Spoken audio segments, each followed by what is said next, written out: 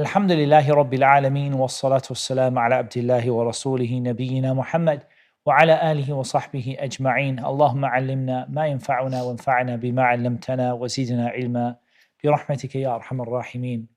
In the previous session, we stopped short to be able to take Surah Al-Kahf in this one session. I hope we'll be able to finish it, but it's going to be also challenging because it's not a short surah. But inshallah ta'ala, the plan will be to finish Surah Al-Kahf in this this coming session, which is this 2 hours that we have.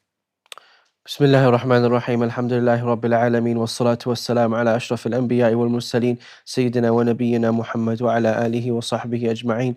اللهم اغفر لنا ولشيخنا وللمستمعين ولجميع المسلمين برحمتك يا أرحم الراحمين. بعد أعوذ بالله من الشيطان الرجيم. قال الله تعالى: بسم الله الرحمن الرحيم الحمد لله الذي أنزل على عبده الكتاب ولم يجعل له عوجا. All praise is due to Allah, who has sent down upon his servant Muhammad sallallahu alayhi wasallam the book and has not made therein any deviance. نعم تفضل يا عبد الرحمن. قيما لينذر بأسا شديدا من لدنه ويبشر المؤمنين الذين يعملون الصالحات أن لهم أجرا حسنا. He has made it straight to warn of severe punishment from him and to give good tidings to the believers who do righteous deeds, that they will have a good reward. And I think it would be better to say he made it upright. So there are two views, or there are more, but with regard to the وَلَمْ يَجْعَلْ لَهُ عِوَجًا, he didn't make any crookedness in it.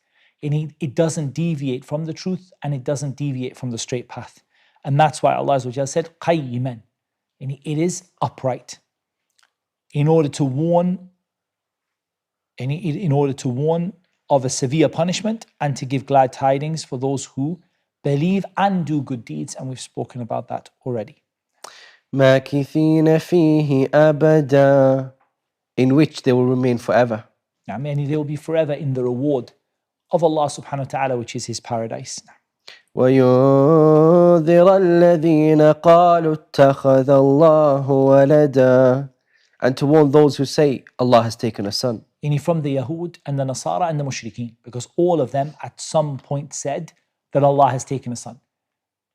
وَقَالَتِ الْيَهُودُ عُزَيْرٌ ابن الله وَقَالَتِ النَّصَارَى Al-Masih ibn Allah. The Jews said Uzair is the son of Allah, and the Christians said that Isa is the son of Allah, and the Mushrikeen, they said that the angels are the daughters of Allah. ما لهم به من علم ولا لآبائهم كبرت كلمة تخرج من أفواههم إن يقولون إلا كذبا. They have no knowledge of it, nor had their fathers. Grave is the word that comes out of their mouths. They speak not except a lie. So Allah Azza wa Jalla responds to them with three things, three sins that they committed. The first is they spoke about Allah without knowledge, because they didn't have knowledge of this. How can you have knowledge of something that's not true? So they spoke about Allah Azza wa Jalla without knowledge.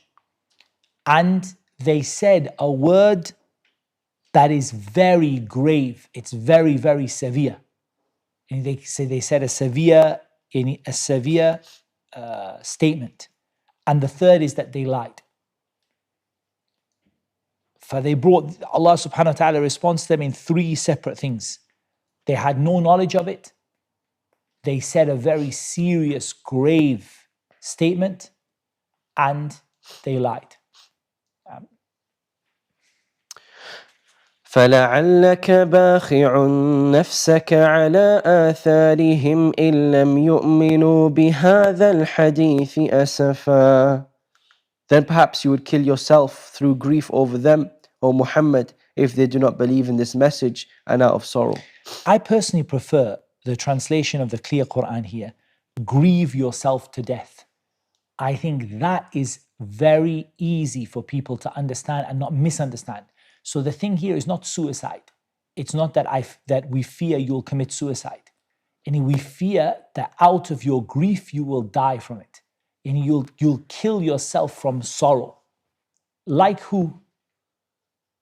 Who did they fear would die from sorrow? Which prophet? I can't mention the ayah, otherwise you'll know the answer. حتى تكون حرضا وتكون من الهالكين.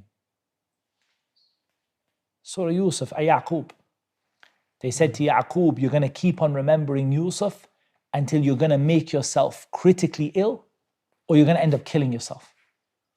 For here, the better wording to really clearly understand, perhaps you would grieve yourself to death, and you would cause yourself to die from grief because of their denial. And that shows from sorrow, that shows the shafaqah of the Prophet ﷺ, how much he cared for his ummah. That when they didn't accept his message, any one of us would have said what? We would have said, go solve your own problems. Go and, it's your problem. You don't believe in me, punishment will come to you. It hurt the Prophet ﷺ that people didn't believe in him. لقد جاءكم رسول من أنفسكم عزيز عليه ما عنتم حريص عليكم بالمؤمنين رؤوف رحيم. إنا جعلنا ما على الأرض زينة لها لنبلوهم أيهم أحسن عملا. Indeed, we have made that which is on the earth adornment for it, that we may test them as to which of them is best indeed. Now, the adornment of the earth, from the beautiful things that there are to eat and drink, places to live, beautiful trees and rivers and landscapes, cliffs and the ocean. It's a zina for the earth. It's very beautiful. And if you see pictures, and sometimes when they put Qur'an recitation, they have the pictures of the landscapes. And wallahi, the earth is beautiful. And how Allah subhanahu wa ta'ala created the earth. And Allah Azza wa Jal tests you which of you is best in deeds. And the test is regarding what? Primarily, what's the core of the test? Whether you will worship Allah alone, whether you'll make partners with Him. What's the evidence that that is the main test of your deeds? Because of the ahadith that indicate that if you worship Allah Azza wa Jal alone, for example, the hadith of Mu'adh, in which the Prophet ﷺ said, أَتَدْرِي مَا حَقُّ اللَّهِ عَلَى الْعِبَادِ وَمَا حَقُّ الْعِبَادِ عَلَى اللَّهِ قال قلت الله ورسوله أعلم قال حق الله على العباد أن يعبدوه ولا يشركوا به شيئا وحق العباد على الله أن لا يعذب من لا يشرك به شيئا. The right of Allah is to be worshipped alone and no one to make a partner with Him. And the right of the people over Allah is that if they don't make a partner with Him, He will not punish them. For this indicates that the first and greatest test, and the most heavy and weighty test, is whether you will worship Allah Azza wa Jal alone or not, based upon knowing Him and His names and attributes and actions. وَإِنَّا لَجَاعِلُونَ مَا Afwan Abdurrahman. Ahsanu amala has a very important meaning here, very important. Ahsanu amala, very important. Allah didn't say aktharu amala, which of you does the most deeds. He said which of you does the best deeds, meaning aswab, any the ones that are the most correct and in accordance with the sunnah of the Prophet sallallahu alaihi wasallam. Because otherwise, if it's not in accordance with the Prophet sallallahu alaihi wasallam, قد يكون وقد تكون كثيرة. Your actions may be many actions. قد تكون كثيرة. But they're not good actions. They're not hasanat. Because they're not done in accordance with the sunnah of the Prophet sallallahu alaihi wasallam. وَإِنَّا لَجَاعِلُونَ مَا عَلَيْهَا صَعِيدًا جُرُزًا. And indeed we'll make that which is upon it into a barren ground.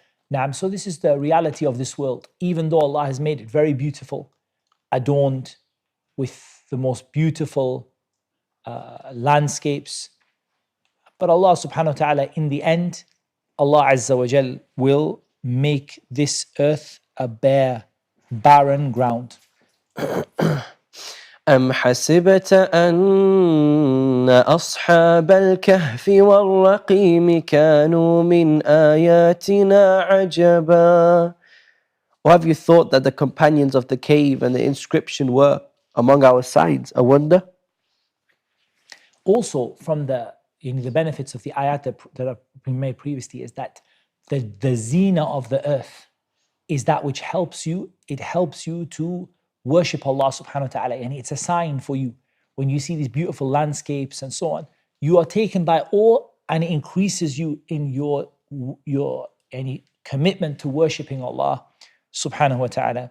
Now, أم حسبت أن أصحاب الكهف the people of the cave والرقيم. And الرقيم is that which was placed at the beginning of the cave, the inscription that was written at the beginning of the cave. The well-known view is that this took place in the time after Nabiullah Isa.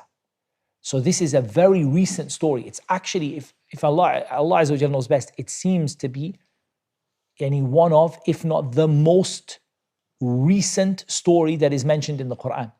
Because all of the other stories came in the time of Isa, the time of Musa, the time before that. This came after Nabiullah Isa, in the time of Christianity, in the time where the people were following Nabiullah Isa.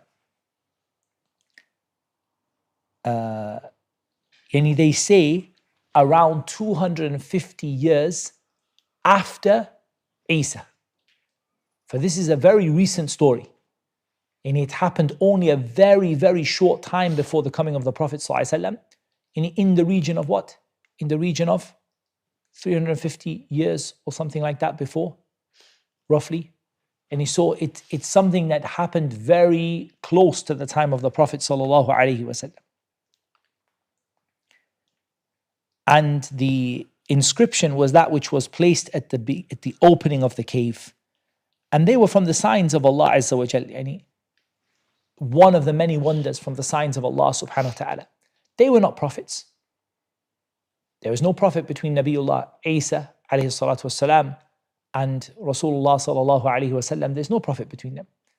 They were from Allah's awliya, from the beloved servants of Allah Azza wa Jal, that were worshipping Allah subhanahu wa ta'ala in truth. And the footnote in the clear Qur'an explains that they ran away from one of the Roman emperors. That they ran away from one of the Roman emperors. Like, there is a mistake in the footnote. The footnote mentions the view of the scholars about how many they were in number. Like, this is something that Allah subhanahu wa ta'ala told us not to get involved in. Allah subhanahu wa ta'ala blamed the people who got involved in the number of the people of the cave. Rather, a person, everything, and there's a principle you're going to learn in Surah Al-Kahf. Everything that Allah Azza wa Jal missed out from this story is not important. The breed of the dog, how many times? What breed of dog was it? Was it an Alsatian? Was it I don't know breed of dogs. Was it any big dog, little dog? Was it a fierce dog? Was it a soft dog? Was it a sheep dog? Allah didn't tell you because it's not important. For everything that Allah told us. And Allah didn't tell us the number of them, and Allah censured and blamed the people who involved themselves in guessing over the number. Sahih, the ulama have aqwal about it, scholars have views about it. Like this is better that you don't involve yourself in it. إذ أوى الفتية إلى الكهف فقالوا ربنا آتنا من لدنك رحمة وهيئ لنا من أمرنا رشدا. Mention when the youths retreated to the cave and said, Our Lord, grant us from yourself mercy and prepare for us from our affair right guidance. You need to escape the persecution of the people who followed Isa alayhi salatu wassalam. فضربنا على آذانهم في الكهف سنين عددا. So we cast the cover of sleep over their ears within the cave for a number of years. Allah Azza wa Jal caused them to sleep in the cave for hundreds of years. We're going to come to the number 309 and the views of the scholars with regard to that. For hundreds of years, Allah Azza wa Jal caused them to sleep. And this is min karamat al-awliya, for the ayah contains ithbat karamat al-awliya, that the awliya can have karamat. Any things can happen to believing servants of Allah that are min khawariq al-ada, that are unusual. You can say super, let's call it paranormal, that's a good word for it. Paranormal, supernatural things can happen to the servants of Allah. But once again, I strongly recommend to you the book of Shaykh al-Islam ibn Taymiyyah, Al-Furqan bayna awliya illahi wa awliya shaitan, the difference between the awliya of Allah and the awliya of the shaitan, because also the shaitan has khawariq al-ada. For example, when the magicians threw the snakes, the sticks, was that not a paranormal? It was, right? It was supernatural. They threw their ropes and their sticks and they became snakes. Here's some information. They became snakes in the eyes of the people. Was that not supernatural? Was it not unusual? It was, right? However, was it from Allah or from the shaitan? From the shaitan. So don't think that everything unusual that happens to a person is from karamat al-awliya. It can be from the sha'wada of the shaitan, the tricks of the shaitan. So for example, a person says, I'm a wali of Allah, I can stab myself in the throat with a knife and not die. هذا معروف. They come, they put knives in their throats, they put fire in their throats, they set themselves on fire, they walk over coals, they all these kind of things. Is it a karama from Allah or is it from the shaitan? It's from the shaitan, bila shak. Because these people, first of all, are not righteous people to begin with. And second of all, the karamat of Allah that He gives to the awliya are not things that happen by demand. Allah doesn't give you a superpower that suddenly you can fly. Rather, Allah subhanahu wa ta'ala, at a time of desperate need for you, gives you a circumstance which is outside of the laws of the normal universe. For example, let's just say that a person walked across the road, believer, someone who was righteous, and as an example, a car hit them. And the car hit them very fast, say 50 miles an hour, they should be dead. Like in subhanAllah, the person gets down and climbs back up and they just got some bruises, they don't feel. The person didn't ask for it. It's not every time the car hits them, they won't get killed. The person, next time they could die from it. Like at that time, they were in desperate need, so Allah honored them with an unusual, something unusual that goes outside of the laws of the universe. And it's min khawarik al-'ada, outside of the norms that we know, outside of physics and outside of biology, the things that we know happen. And it goes outside of that. And Ahlul Sunnah affirmed karamat al-awliya. They affirmed it. And this is from the strong dalil, because these were not prophets. It's not a miracle. This is min karamat al-awliya. Allah gave it to them. Why? What was their need? They were being persecuted. It was desperate for them. They were running for their lives. So Allah subhanahu wa ta'ala gave them. Not every time does Allah give a person in their desperate need. And it's not a guarantee. Like it's not a guarantee that, for example, if somebody threw you from the top of a building, that you will float to the floor. It's not a guarantee. It's something that Allah Azza wa Jal chooses to give to His believing servants at certain moments in their life. Like in the awliya of the shaitan, these people, first of all, they do it on demand. They're like, every time, come see me every Friday, I can put a sword through my neck. And the person puts a sword stabs themselves in the neck. How do they do it? Ibadatul shaitan. They worship the shaitan, and the shaitan holds it for them from stopping it from going inside and makes it look to the people like it went inside, but it didn't. And the person, and he swallows fire and so on. From the signs you can see any tricks of the shaitan, is that the person is using this not as a way out of a desperate calamity, but as a way to impress the people. So this is a difference. The person who has a karama from Allah subhanahu wa ta'ala, maybe they never tell anybody about it. Maybe they never ever say to anyone that it happened to them. Like in these awliya of the shaitan, they film it, they tell people about it, they come and see me.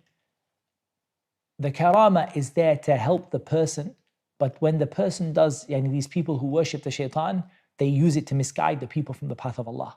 So they say, look, I'm a wali, I am your spiritual guide, because look, I can walk across fire, I can, do this and that, the other, I can fly through the air, I can, all kinds of things you can see from them. And this is mushahid, is seen and witnessed. You can see videos of it, and it's very well known. And I've seen examples of that, of people who have this worship of the shaitan, and they tell people that I am a wali of Allah, and I can fly, and I can throw people over with my hand. If I push my hand like that, people will fall over, and I can swallow fire, and I can drink boiling oil, and all of it is ibadatul shaitan. And that's why if you read upon them Ayatul Kursi, or if you blew upon them A'udhu bi kalimati llahi tammati min sharri ma khalaq, or similar, that person, the oil would burn them from the inside. Because the only thing that stops it burning is shaitan is holding it. As for the karamat al-awliya, this person is a genuine righteous person. Doesn't have to be famous, doesn't have to be a great imam. Many people watching this video could be from the awliya of Allah subhanahu wa ta'ala, the beloved servants, righteous people. And Allah subhanahu wa ta'ala gives you a grace in a time of your desperate need. But this is what happened to the people of the cave. ثم بعثناهم لنعلم أي الحزبين أحصى لما لبثوا أمدا. Then we awakened them that we might show which of the two factions was most precise in calculating what extent they had remained in time. Now, Allah Azza wa Jal decreed from His wisdom that He would wake them and would find which of them, or would show which of them had best guessed their length of time, and to show the ni'mah of Allah Azza wa Jal upon them, and for them to be a sign for the people. نحن نقص عليك نبأهم بالحق إنهم فتية آمنوا بربهم وزدناهم هدى. It is He who relate to you, O Muhammad, their story in truth. Indeed, there were youths who believed in their Lord, and we increased them in guidance. Now, so the first thing that we have in here is that they were believing young people. And from the best of the times in your life that you can, that you are rewarded for your efforts in terms of your hard work and your ibadah, is when you're young. Because ultimately, when you're young, your shahawat are very strong, your desires are strong to do haram in every kind of way, not just zina, but in every kind of way, your desires are strong. And it's a time where you don't have a lot of wisdom. Generally, people don't have a lot of wisdom when they're, let's say, your late teenage years and your early 20s. You don't have a lot of wisdom, and you don't have the wisdom of an old person. And likewise, it's a time where your friends are doing haram. So for you to be righteous at that time is rewarded more, and you get extra reward for it. And it's very important to spend the time of your youth when people are doing haram, when your desires are strong, and to spend that time worshipping Allah subhanahu wa ta'ala. And Allah Azza wa Jal increased them in guidance. Afwan, Abdurrahman, just one moment. In his Sa'd, he says, increase them in knowledge and righteous actions.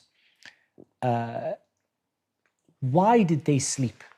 What did that benefit them? Because the karamat al-awliya, they have to have a benefit, right? And it has to have a benefit to it. There has to be something that helped them. So what helped them was that they stopped being scared because they slept. And still, until in the sunnah of the Prophet ﷺ is that Allah sent sleep upon the believers at times of fear. For example, in the battle of Badr, before the battle, only the Prophet ﷺ and Abu Bakr stayed awake. The believers, Allah Azza wa Jal sent down upon them a sleep that they woke up rested and feeling confident or feeling better about their situation, not feeling scared about their situation as they were. Likewise, in the battle, in the other battles that Allah Azza wa Jal sent down, a restful sleep.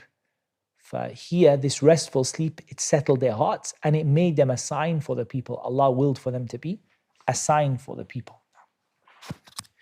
وربطنا على قلوبهم إذ قاموا فقالوا ربنا رب السماوات والأرض لن ندعو من دونه إلها لقد قلنا إذا شططا.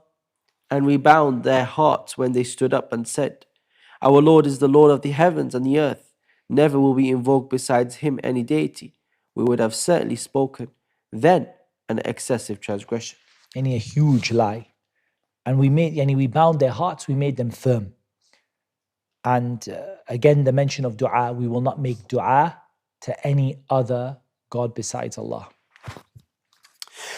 هؤلاء قوم اتخذوا من دونه آلهة لولا يأتون عليهم بسلطان بين فمن أظلم ممن افترى على الله كذبا. These, our people, have taken besides him deities.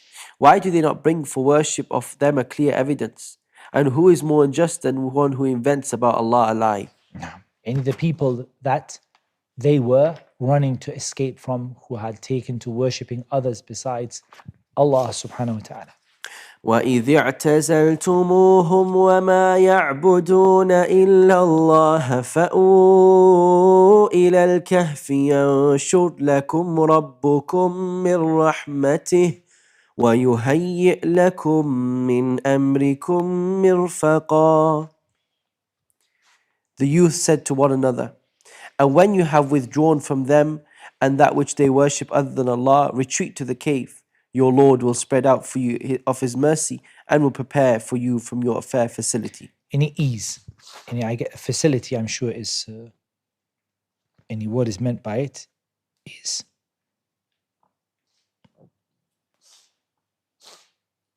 provision, Let's see what the Sa'di says about it.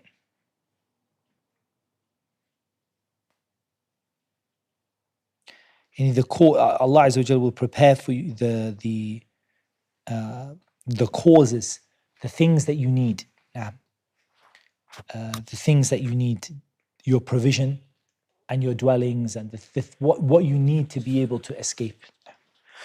وترى الشمس إذا طلعت تزاور عن كهفهم ذات اليمين وإذا غربت تقرضهم ذات الشمال وهم في فجوة من ذلك من آيات الله من يهد الله فهو المهتد ومن يضلل فلن تجد له وليا مرشدا. And had you been present, you would see the sun when it rose, inclining away from their cave on the right, and when it set, passing away from them on the left, while they were lying within an open space thereof. That was from the signs of Allah. He whom Allah guides is the rightly guided, but he whom He sends astray, never will you find for him a protecting guide. And they were in an open space within the cave so that they could have the fresh air would come into the cave. They were not hidden in the back of the cave. Rather, they were in an open space so that the fresh air would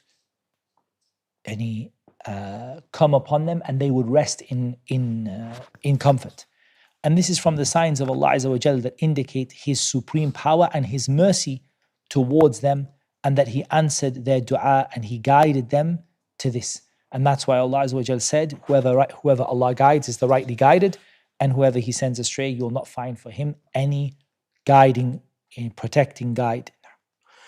وتحسبهم أيقاظا وهم رقود ونقلبهم ذات اليمين وذات الشمال وكلبهم باسط ذراعيه بالوصيد لو اطلعت عليهم لوليت منهم فرارا ولملئت منهم رعبا.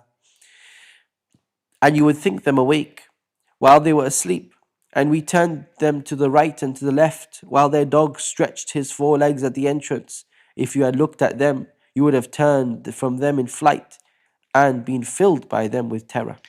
It said that they slept with their eyes open. That's why. They slept with their eyes open, and they continued, their hair grew. It's not like a hibernation where, if an animal hibernates and kind of everything stops. Rather, they behaved as though they were asleep. Even though if you looked at them, you would have even thought they were awake, lying, looking, and with their eyes open, you would have believed that they were awake. But actually they were asleep. And Allah Azza wa Jal turned them from left to right. It said to stop them from getting sores. And He saw that they didn't have any sores. And they woke up without any pain because Allah Azza wa Jal turned them from left to right. And if you had seen them, I mean, imagine coming upon a cave full of people who have slept for 309 years. And their eyes are open.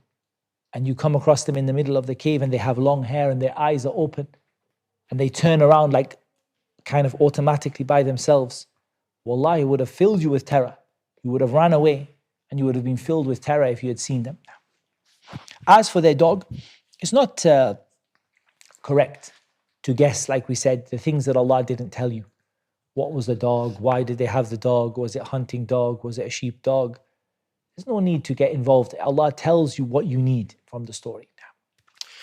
وكذلك بعثناهم ليتساءلوا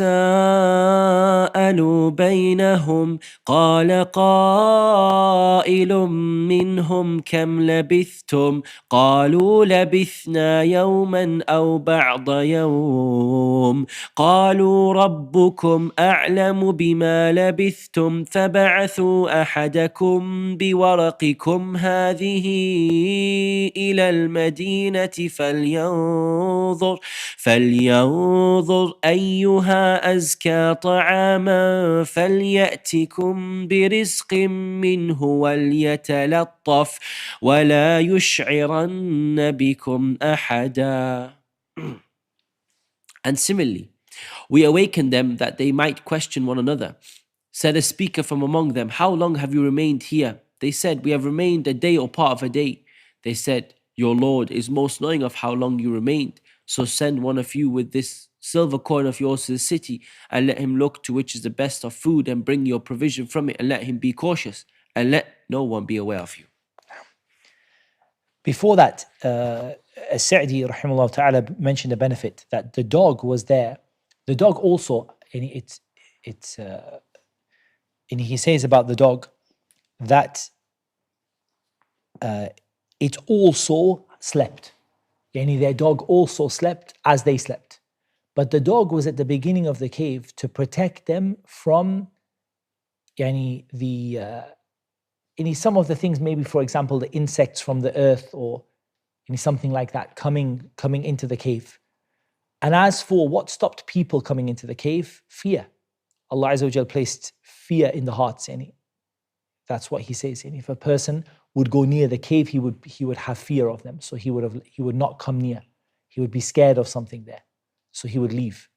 For they were protected by the fear that Allah Azza wa Jal placed and by the dog that Allah subhanahu wa ta'ala placed at the entrance of the cave. When they awakened, Allah Azza wa Jal willed from His hikmah that they would ask each other, how long have you remained asleep? Some of them said a day or a part of the day. They said, your Lord knows best. How long have you remained? It might have been longer than that. We don't know. We don't know what's the condition of the people outside. And they don't know. They don't stand up and say, we are awliya of Allah. We slept for 309 years. They don't know how long they slept. They think maybe a day, maybe a part of the day. They don't know what's the condition of the situation out of the cave. So they take their asbab. They take the causes of success. They trust in Allah, but they take the causes of success. So they tell for one of them to take the silver coin and to find the best of food, the purest of food, any halal food. No food that has any doubt about it. Find the most pure of food. And from this is that one of the things that brings about Allah's love is making sure that you only eat the food that is permissible. So they only ate the food that was permissible. Take this coin of yours and don't let anyone in the city find out who you are. Because as far as they know, the people of the city are still hunting for them to persecute them because of their religion. And they don't know that they have slept 309 years in the cave. And you be exceptionally cautious and do not let him give you away. إنهم إن يظهروا عليكم يرجموكم أو يعيدوكم في ملتهم ولن تفلحوا إذا أبدا. Indeed, if they come to know of you, they will stone you or return you to their religion, and never would you succeed then ever.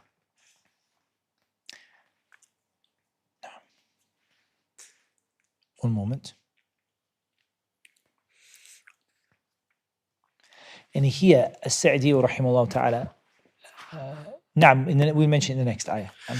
وكذلك أعثرنا عليهم ليعلموا أن وعد الله حق وأن الساعة لا ريب فيها إذ يتنازعون بينهم أمرهم فقالوا بنوا عليهم بنيانا ربهم أعلم بهم قال الذين غلبوا على أمرهم لنتخذن عليهم مسجدا.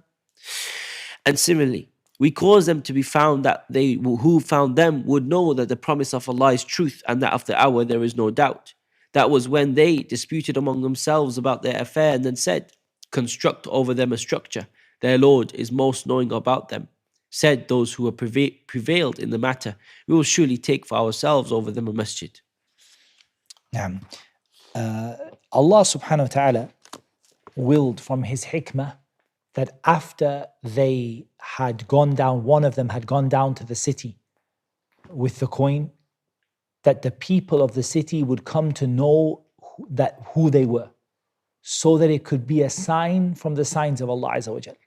And Allah doesn't tell us how they were found out, but it was from the will of Allah subhanahu wa ta'ala, and Allah Azza wa Jal intended it for a reason and a wisdom, so that the people would see the sign of Allah and know the truth of the religion of these young men. So Allah Azza wa Jal wanted them to be found out. And that shows that something bad could happen to you.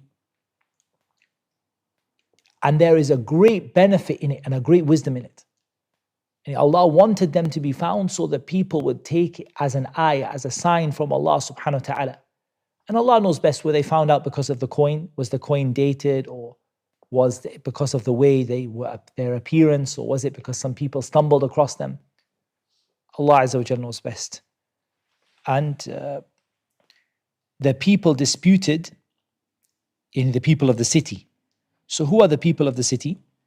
The people of the city are those who were the disbelievers, the people who chased them out of the city, and their descendants. They disputed over them.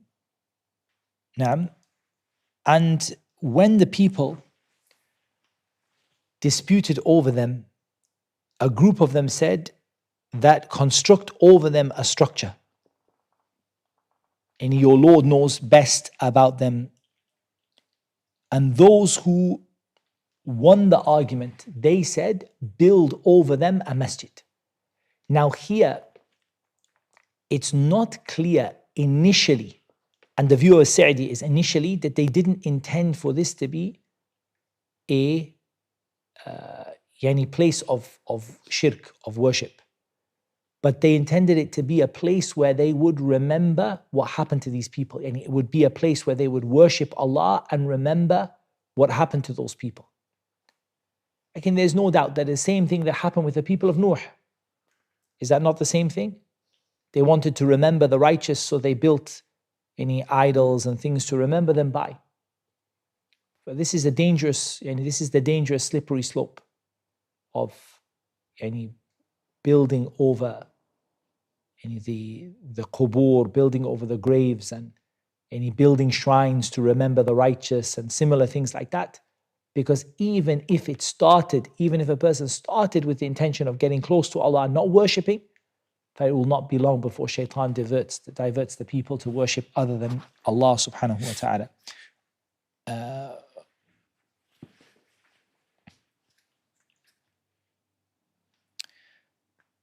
So as Sa'di, rahimahullah ta'ala, he says, he takes the view that this was not a blameworthy action in the beginning. The fact that they built a place to remember them was not a blameworthy action. Where did he get the evidence from? He says, my evidence is that these ayat came in the praise of the people of the cave. And it came in a praiseworthy form, that we wanted them to be discovered, the people to know that the promise of Allah is true, the people to turn back to the religion of Allah, and then they built. They built a masjid to remember them.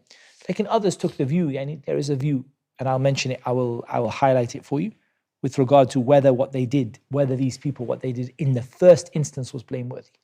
But there's no doubt that it is a dhari'ah. If it wasn't their intention to make a partner with Allah, then it is a dhari'ah. It's a means for it. Because as soon as you start to venerate the righteous, what destroyed the people before you is al-ghulu fi salihin, venerating the righteous.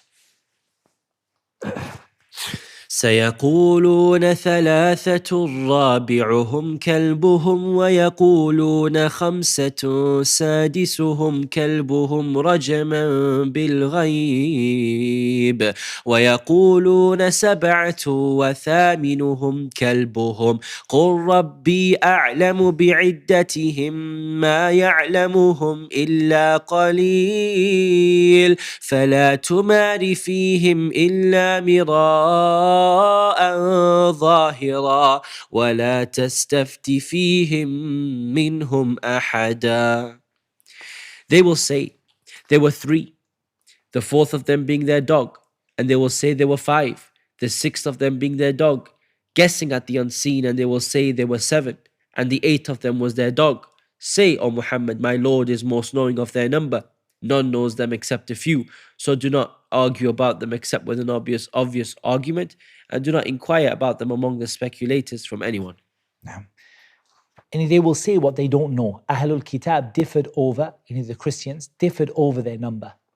Some of them said they took 3 views. They said they were three men and the 4th one was their dog.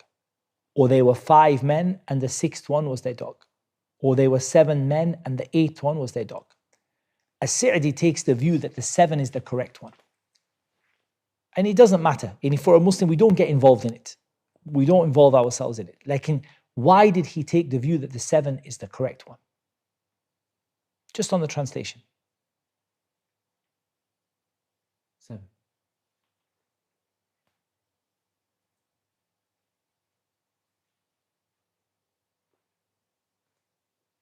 They will say 3, the 4th of which is the dog. They will say 5, the 6th of which is the dog. Rajaman bil ghaib, guessing at the unseen. So Allah Azza wa Jal rebukes them after saying 3 and 5, but doesn't rebuke them after they say 7. But he took it from that they were 7. Like, this is a matter, wallahi, I just think that if Ahlul Kitab were criticized for getting involved in it, Al-Aslam is that you don't involve yourself in it. Like, what Sa'di said is perfectly fine. He said that it seems like 7 was the correct answer, but Allah knows best. Why does it seem like 7 is the correct answer? Because Allah rebuked them when they said 3 and 5, but He didn't rebuke them when He said 7. The ayah could have said, وَيَقُولُونَ سَبَعَةٌ وَثَامِنُهُمْ كَلْبُهُمْ رَجَمًا بِالْغَيْبِ. But Rajaman bil Ghaib came after the first 2, but not after the last one. Like, the reality is, the reason that Allah Azza wa Jal prohibited getting involved in it is it has no benefit in it.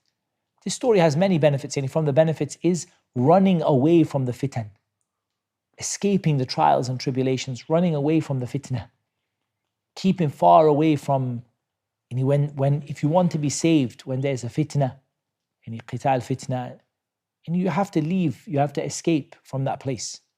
And it's not a battle where you're fighting against the enemy, and it's just fitna, and people are chasing you, trying to get you. And it's not a battle. And a battle you can be brave and keep strong. It's a fitna, and people are just killing each other. And so in this situation, you escape. And from the benefits here is that Allah subhanahu wa ta'ala told us from their news that which was important for us. And you should not get involved in things that don't have a benefit. And I'll bring a point here that, wallahi, this is one of the great calamities of ilmul kalam. Ilmul kalam, the science of philosophy and rhetoric, is a huge amount of it involves getting involved in things that have no thamara in them. They have no benefit out of it. And you're talking about things that are philosophical. They don't have an outcome which you can do something with it. Tayyib, if they were 7, if they were 5, if they were 3, if they were 30, it doesn't have any thamara. There's no fruit out of it. So Allah subhanahu wa ta'ala, like the breed of the dog, if it was a big dog or a little dog or a medium-sized dog, or it's a brown dog or a white dog or a black dog, there's no benefit in it at all. If I don't get yourself involved in this philosophy and rhetoric and going back and forward and asking questions that there's no thamara in it. There's nothing in it that will make you nearer to Allah subhanahu wa ta'ala. And that's why when you read the books of the mutakallimin, which I don't advise, but when you read their statements, what you will see is that vast amounts of it has got no benefit at all. Every now and again, there's something, somebody might bring a benefit.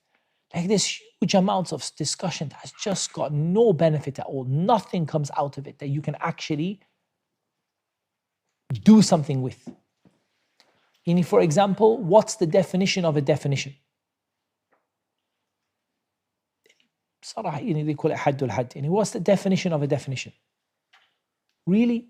Tell me what am I? Is that going to make my salah better, my fasting better? Is that going to make me nearer to Allah?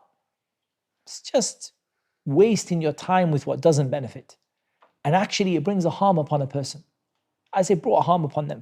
Be careful of this, because a lot of people get involved in things that don't actually benefit them. There's no, people even asking fatwa, questions that don't benefit them. It's very important that when we study Islam, we're studying for the sake of practicing, of acting it upon it, of implementing it, of getting closer to Allah, removing ignorance from ourselves and from other people. We're not doing so for the purpose of an academic exercise. To show that we've got a lot of knowledge, or we've got a lot of intellect, or we're really clever. I'm sure someone who works out the definition of a definition is very clever. It's a very clever thing to do. But when it doesn't have a thamara, it becomes blameworthy. There's nothing that you actually get out of it that actually changes what you do and makes you nearer to Allah.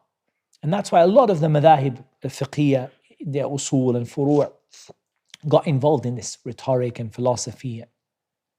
And of course, not the great scholars of Islam. Like among them, there were people who fell into it. And that made it, that's why you find difficulty. And I've always said, and I'll still say, whenever you read the books of the mutakallimin, wallahi, you feel it to be difficult to understand. And whenever you read the books of Ahl Sunnah, wallahi, you find it generally to be easy to understand. It's easy. They didn't make the religion hard for people. These people came and they wanted to be an academic elite. They wanted to be an elite group of people who are far above the intellect of the regular people. So they got involved in philosophy and rhetoric. And because of that, they brought things that have no benefit and actually harmed them greatly, including the denial and twisting of the meanings of Allah's names and attributes and other things. If a person that's why it said that, I think it was Fakhruddin al-Razi, if I'm not mistaken, it was Fakhruddin al-Razi. He's a great scholar of the mutakallimin, these philosophers and rhetoric and all that. That when he died, he wished to have died upon the belief of the old women of Najran. He just said, I want to die. I'm so confused in my religion. I'm so lost. I just want to die with the belief of a simple old woman. Who just prayed, who just worshipped Allah, who just believed in Allah. I just want to die like that. And that shows you the outcome of getting involved in things that don't have benefit for you. But you showed your intellect, but you showed your reasoning, but you didn't get anything out of it that brought you nearer to Allah subhanahu wa ta'ala. And in the end, many of their scholars regretted massively, including Al-Ghazali rahimahullah ta'ala, was another of their scholars, who regretted massively what he got involved in. And he forbade the people from it, and he told the people that it is something which harms you and doesn't benefit you. Be careful of this, and this issue of getting yourself involved in things that don't bring a fruit from them or don't bring a benefit. ولا تقولن لشيء إني فاعل ذلك غدا. And never say of anything, indeed I will do that tomorrow. إلا أن يشاء الله واذكر ربك إذا نسيت وقل عسى أن يهديني ربي لأقرب من هذا رشدا. Except when adding, if Allah wills, and remember your Lord when you forget it, and say, perhaps my Lord will guide me to what is nearer than this to right conduct. And don't say about anything in the future that I will do this. unless you say inshallah, if Allah wills. And if you forget to say inshallah, then remember your Lord, remember Allah subhanahu wa ta'ala. And this ayah, it said that it has a specific sabab. As-Sa'di mentions it. That there's a specific reason why the ayah was revealed to the Prophet sallallahu alaihi wasallam. However, the ayah is general to everybody, meaning al-ibra bi'umum al-lafz la bi khusus al-sabab. Many ayat have reasons why they came down. This came down because of an event that happened in the life of the Prophet sallallahu alaihi wasallam. But that reason doesn't change the general wording of the ayah. وَلَبِثُوا فِي كَهْفِهِمْ 300 سِنِينَ وَازْدَادُوا تِسْعًا. And they remained in their cave for 300 years and exceeded by 9. Now, the 300 years were solar years, and the 9 were the 300 years were in the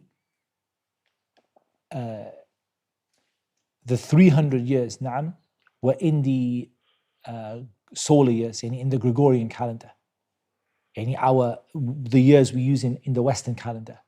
And this equals 309 years in the lunar calendar. That's one view with regard to it. 309 lunar years. 300 solar years is 309 lunar years. This is in Tafseer al-Qurtubi.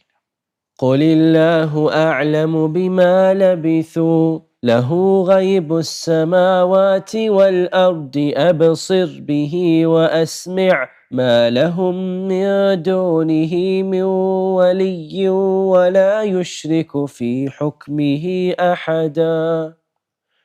Say, Allah is most knowing of how long they remained. He has knowledge of the unseen aspects of the heavens and the earth. How seeing is He and how hearing. There have not besides Him any protector, and He shares not His legislation with anyone. In the legislation here, I think it should say the ruling. And why? Because it's two types of ruling. The qadari ruling, like His qadr, and also His ruling in His sharia. So the rulings of the sharia and the rulings of qadr. So that's why Muhsin Khan says His decision and His rule in His qadr and His sharia. So I think legislation gives sharia and command gives the meaning of qadr, but you have to bring something that brings both. So maybe you could say command is good also. His command, but maybe His judgment or His ruling would be better. وَاتْلُ مَا أُوحِيَ إِلَيْكَ مِن كِتَابِ رَبِّكَ لَا مُبَدِّلَ لِكَلِمَاتِهِ وَلَن تَجِدَ مِن دُونِهِ مُلْتَحَدًا. And recite, O Muhammad, what has been revealed to you of the book of your Lord. There is no change of His words, and never will you find in other than Him a refuge. You need to follow the revelation, and that there is nothing which will change the truthfulness and the justice of that revelation. And likewise, no one can change the decree of Allah Azza wa Jal when it comes. واصبر نفسك مع الذين يدعون ربهم بالغداة والعشي يريدون وجهه ولا تعد عيناك عنهم تريد زينة الحياة الدنيا ولا تطع من أغفلنا قلبه عن ذكرنا واتبع هواه وكان أمره فرطا. And keep yourself patient by being with those who call upon their Lord in the morning and the evening, seeking His face, and let not your eyes pass beyond them, desiring adornments of the worldly life, and do not obey one whose heart we have made heedless of our remembrance, and who follows his desire, and whose affair is ever in neglect. Now, so here, Allah Azza wa Jal commands the Prophet ﷺ to surround himself with the believers. And that shows that you need to have good people around you, whoever you are. Because Allah Azza wa Jal commanded the Prophet ﷺ to be patient in surrounding yourself with those who call upon their Lord.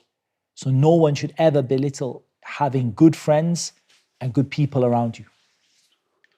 Because if the Prophet ﷺ was told to have people around him who remember Allah in the morning and the evening, then everyone else is more deserving of that need. To have people around you who are good influence upon you. Don't look beyond them for those who've been given worldly luxuries and those who've been given the worldly life and wealth and status. And don't obey those people whose hearts are heedless and they follow their desires and they are in neglect or in excess, because furuta can mean both, but here it seems to mean neglect. For the reason that Allah mentions their neglect, they follow their desires, they are heedless of the remembrance. But the word furuta could be used for al-ifrat wa tafrit, going too little and too far. وَقُلِ الْحَقُّ مِنْ رَبِّكُمْ فَمَنْ شَاءَ فَلْيُؤْمِنْ وَمَنْ شَاءَ فَلْيَكْفُرْ إِنَّا أَعْتَدْنَا لِلظَّالِمِينَ نَارًا أَحَاطَ بِهِمْ سُرَادِقُهَا وَإِنْ يَسْتَغِيثُوا يُغَاثُوا بِمَاءٍ كَالْمُهْلِ يَشْوِي الْوُجُوهَ بئس الشراب وساءت مرتفقا. And say the truth is from your Lord. So whoever wills, let him believe. And whoever wills, let him disbelieve. Indeed, we have prepared for the wrongdoers a fire whose walls will surround them. And if they call for relief, they will be relieved with water like murky oil, which scalds their faces. Wretched is the drink, and evil is the resting place. The ayah begins with a statement from Allah Azza wa Jalla that the truth is from Allah. Therefore, a person has the choice whether to accept it or not.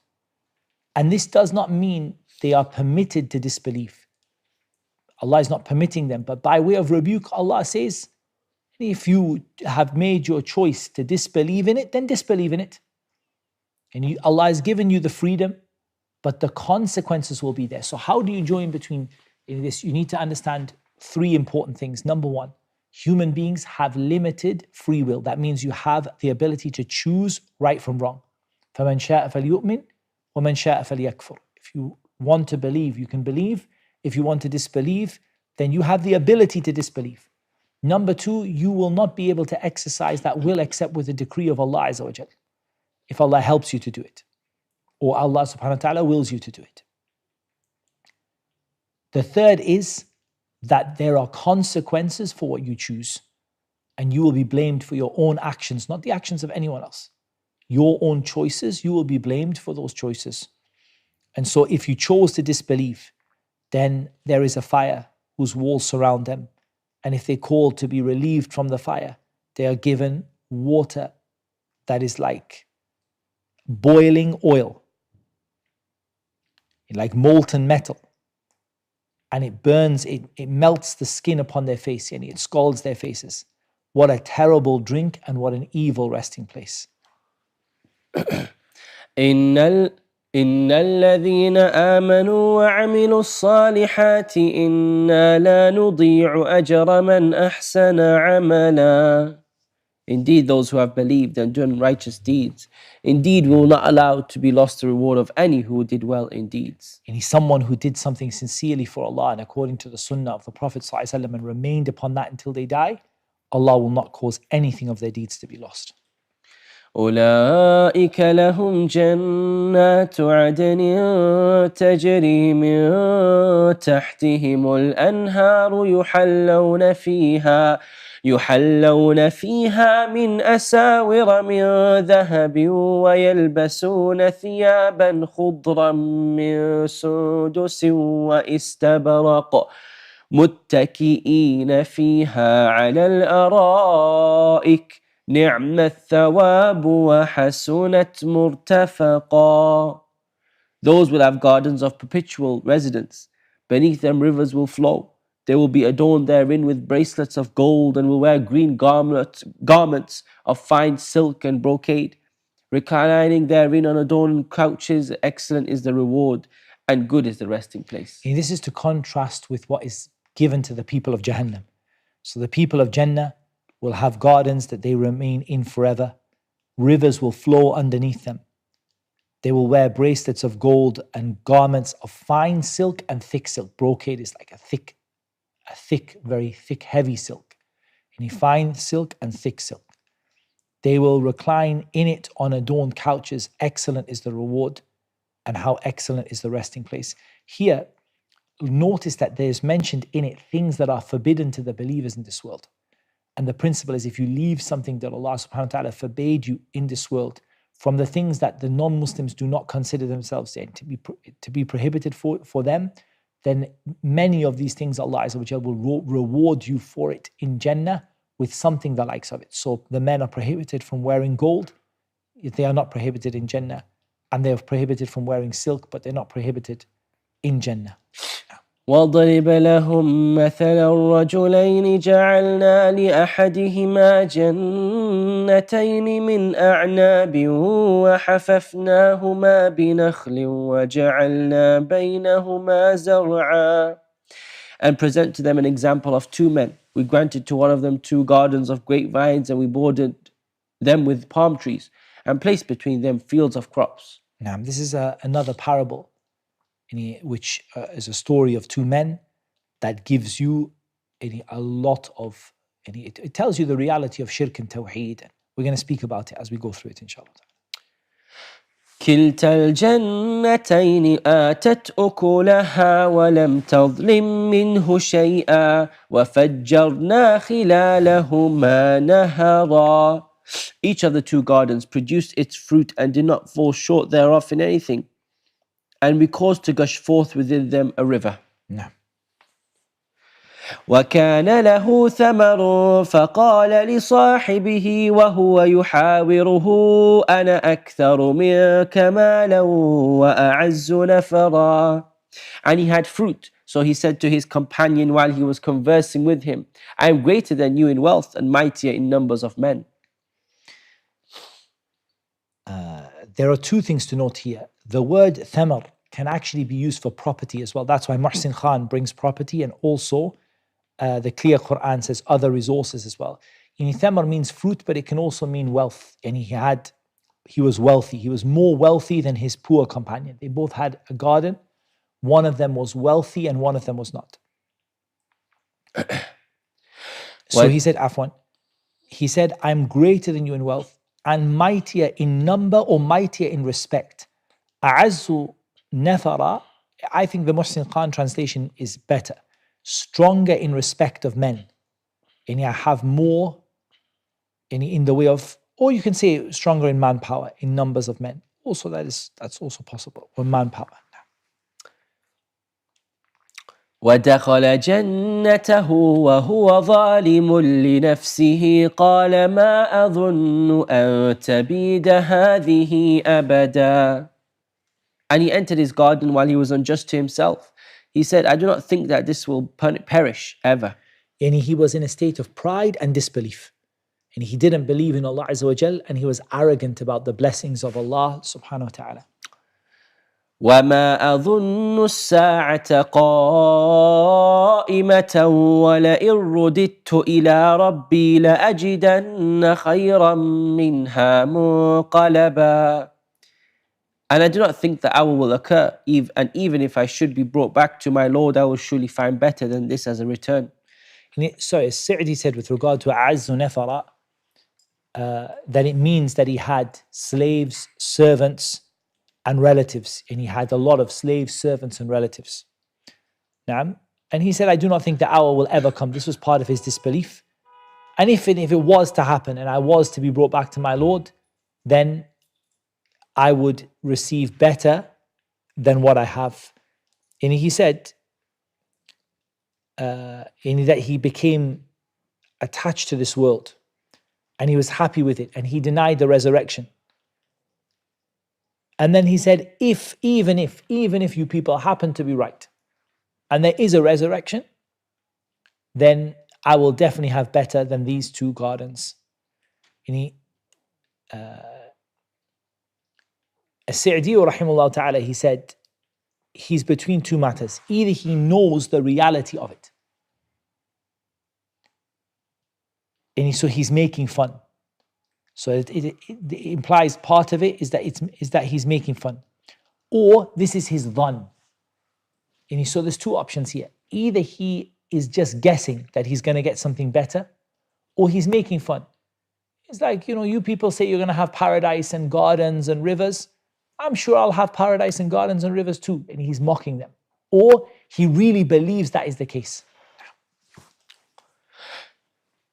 قال له صاحبه وهو يحاوره أكفرت بالذي خلقك من تراب ثم من نطفة ثم سواك رجلا. His companion said to him while he was conversing with him, have you disbelieved in he who created you from dust and then from a sperm drop and then proportioned you as a man? لكن هو الله ربي ولا أشرك بربي أحدا. But as for me, he is Allah, my Lord, and I do not associate with my Lord anyone. No. ولولا إذ دخلت جنتك قلت ما شاء الله لا قوة إلا بالله إن ترني أنا أقل منك مالا وولدا. And why did you, when you entered your garden, not say, what Allah willed has occurred? There is no power except in Allah, although you see me less than you in wealth and children. نعم.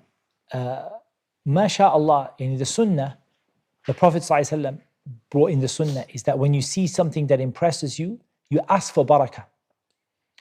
So you say, Allahumma barik, or similar to that. BarakAllahu laka fiha, or something similar to that. Like in the ayah came with MashaAllah. So is it sufficient to say MashaAllah or not? The scholars differed over it. Some of them said that it's acceptable to remember Allah in any way. Naam, it's acceptable to remember Allah in any way. Yani MashaAllah, yani Allahumma barik.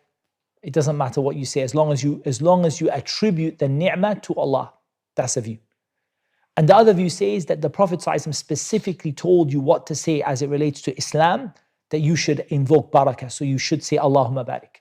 But it seems, wallahu a'lam, to me that what it seems to be the case is that it is sufficient for you to mention the blessing as being with Allah subhanahu wa ta'ala, yani mashallah, Allahumma barik, and so on. But if you say Allahumma barik, this is akmal, it's definitely better, and it's closer to the sunnah.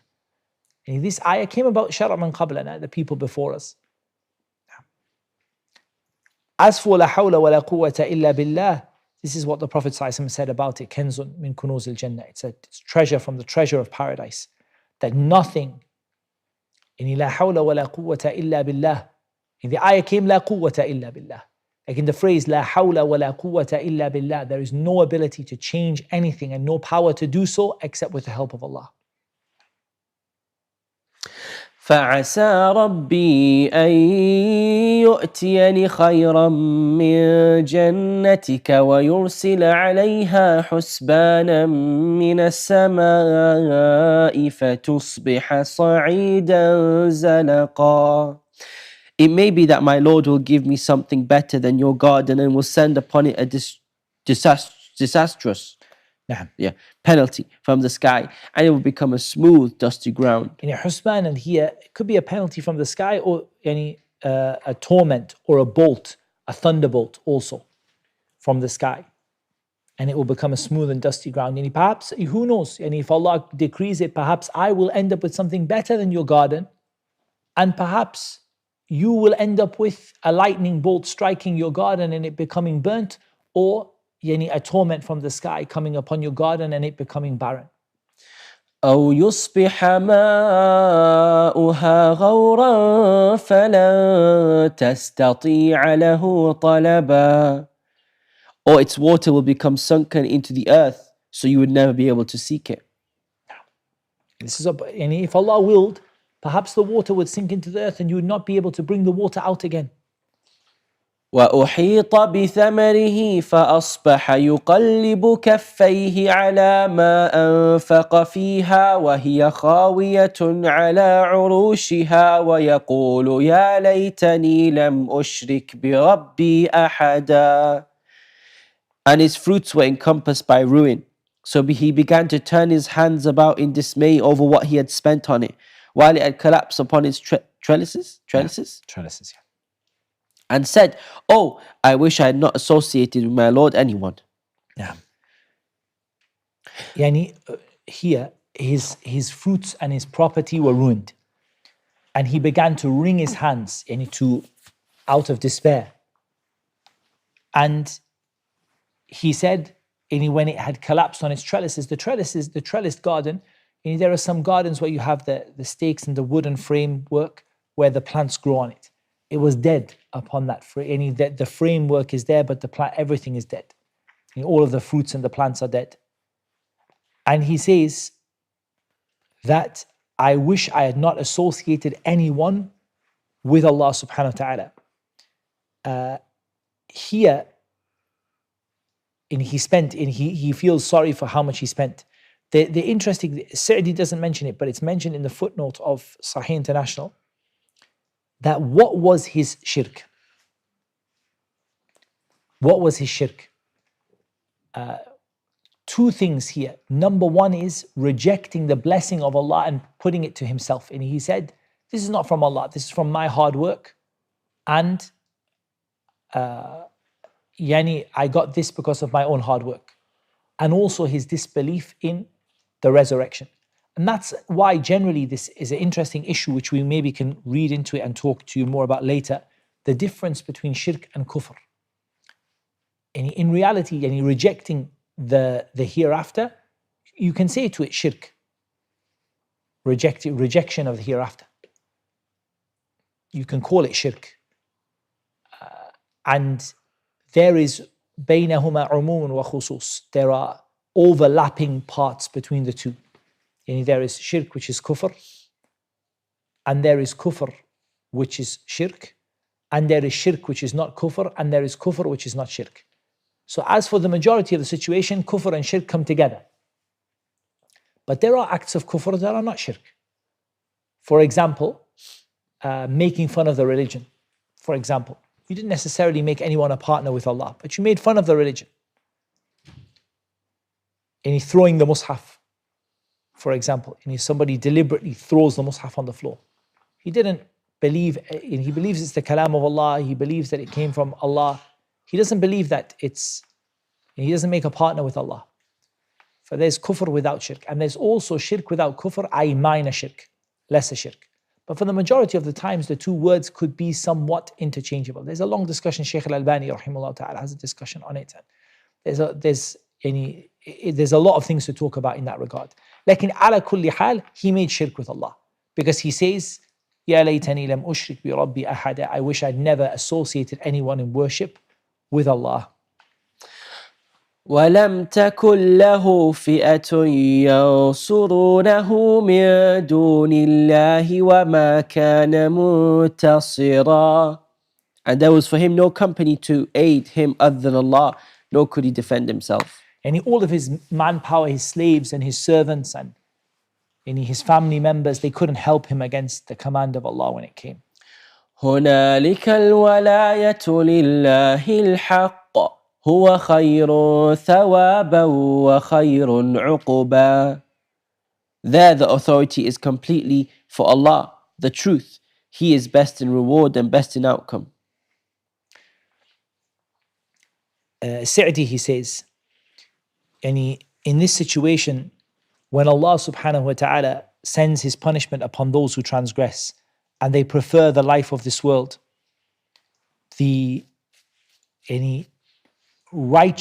Allah takes care of those who believe and do righteous deeds and thank Allah and call other people to it. And then it becomes clear who is Allah Azza wa Jal supporting. That's what he says. هنالك الولاية لله الحق And in this situation, it becomes clear who is Allah subhanahu wa ta'ala supporting. And there are other views. On the day of resurrection, power will be for Allah alone. Support only comes from Allah. Like Sa'di's view is a strong view. And he says here that what it means is at this time, at this moment, it becomes clear who is Allah Azza wa Jal aiding. Because in the dunya, everyone could have a garden, the kafir, the munafiq, the murtad, everyone. Like in a situation when Allah's punishment comes down, you will see who had the wilayah of Allah subhanahu wa ta'ala, who was Allah's beloved servant and who wasn't. واضرب لهم مثل الحياة الدنيا كماء إن أنزلناه من السماء فاختلط به نبات الأرض فأصبح هشيما تذروه الرياح وكان الله على كل شيء مقتدرا. And present to them the example of the life of this world. It's being like rain, which we send down from the sky, and the vegetation of the earth mingles with it, and then it becomes dry remnants, scattered by the winds, and Allah is ever over all things perfect in ability. We've spoken about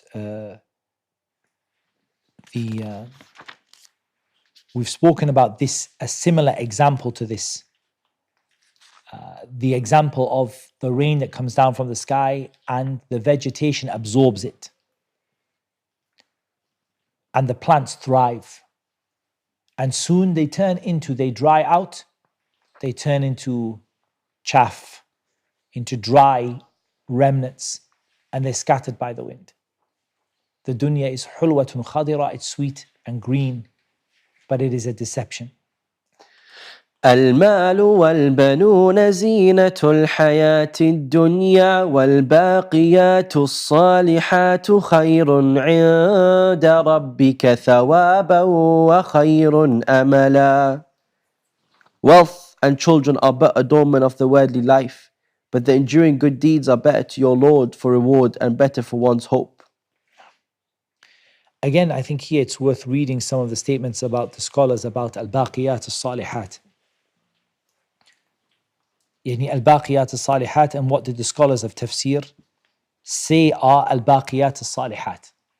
Like in the enduring good deeds, the good deeds that will remain and count in the sight of Allah subhanahu wa ta'ala. And no doubt, wealth and children are the adornment of this world. It's not prohibited for you. It shows that wealth is not haram for you. And having many children is not haram for you. They are an adornment of this world. They don't count for anything in terms of whether a person is beloved to Allah or not. But what counts in the sight of Allah are al-baqiyat al-salihat, the righteous good deeds that remain and are counted by Allah subhanahu wa ta'ala. Like it's very beneficial if we read for you later on, if we can come back and read some of the statements of the scholars of tafsir about what they said about al-baqiyat al-salihat. From those which they said is the 5 prayers, and some of them said the zakah, and some of them said good words, and some of them said the dhikr of Allah. But we'll come back to it inshallah and read it in a bit more detail if we have time inshallah. ويوم نسير الجبال وترى الأرض بارزة وحشرناهم فلم نغادر منهم أحدا. And warn of the day when we will remove the mountains and you will see the earth exposed and we will gather them and not leave behind from them anyone. Now the earth exposed, yani flattened with no symbols and no landmarks on it at all. وعرضوا على ربك صفا لقد جئتمونا كما خلقناكم أول مرة بل زعمتم أن لن نجعل لكم موعدا. And they will be presented before your Lord in rows, and he will say, you have certainly come to us just as we created you the first time, but you claim that we would never make for you an appointment. If you look at how people are resurrected on the Day of Judgment, they are resurrected hufatan, uratan, qurla. They are resurrected as naked and barefooted and uncircumcised. They come back to Allah Azza wa Jal in the way that Allah subhanahu wa ta'ala created them. And as Allah created them, He brought them back. In the way that Allah subhanahu wa ta'ala created them, So Allah subhanahu wa ta'ala is able to bring them back for the resurrection, all of them. And this is the response to those people who thought that there was no meeting with Allah subhanahu wa ta'ala. ووضع الكتاب فترى المجرمين مشفقين مما فيه ويقولون يا ويلتنا ما لهذا الكتاب لا يغادر صغيرة ولا كبيرة إلا أحصاها ووجدوا ما عملوا حاضرا ولا يظلم ربك أحدا. And the record of deeds will be placed up open. And you will see the criminals fearful of that within it. And they will say, oh, woe to us. What is this book that leaves nothing small or great except that he has enumerated it? And they will find what they did present. Present. Sorry? Present. And they will find what they did present before them. And your Lord does injustice to no one. And this is the description of the book of deeds, Yawm al-Qiyamah. And that book will be placed in the right hand of the believer and in the left hand of the disbeliever. And you will see the people who know the reality of the crimes that are in their book, fearful, and they will say, how is this book not left any major thing or minor thing except everything is mentioned in it? And that's why man nuqisha hisabuhu halak. The one who has their account taken in detail will be destroyed.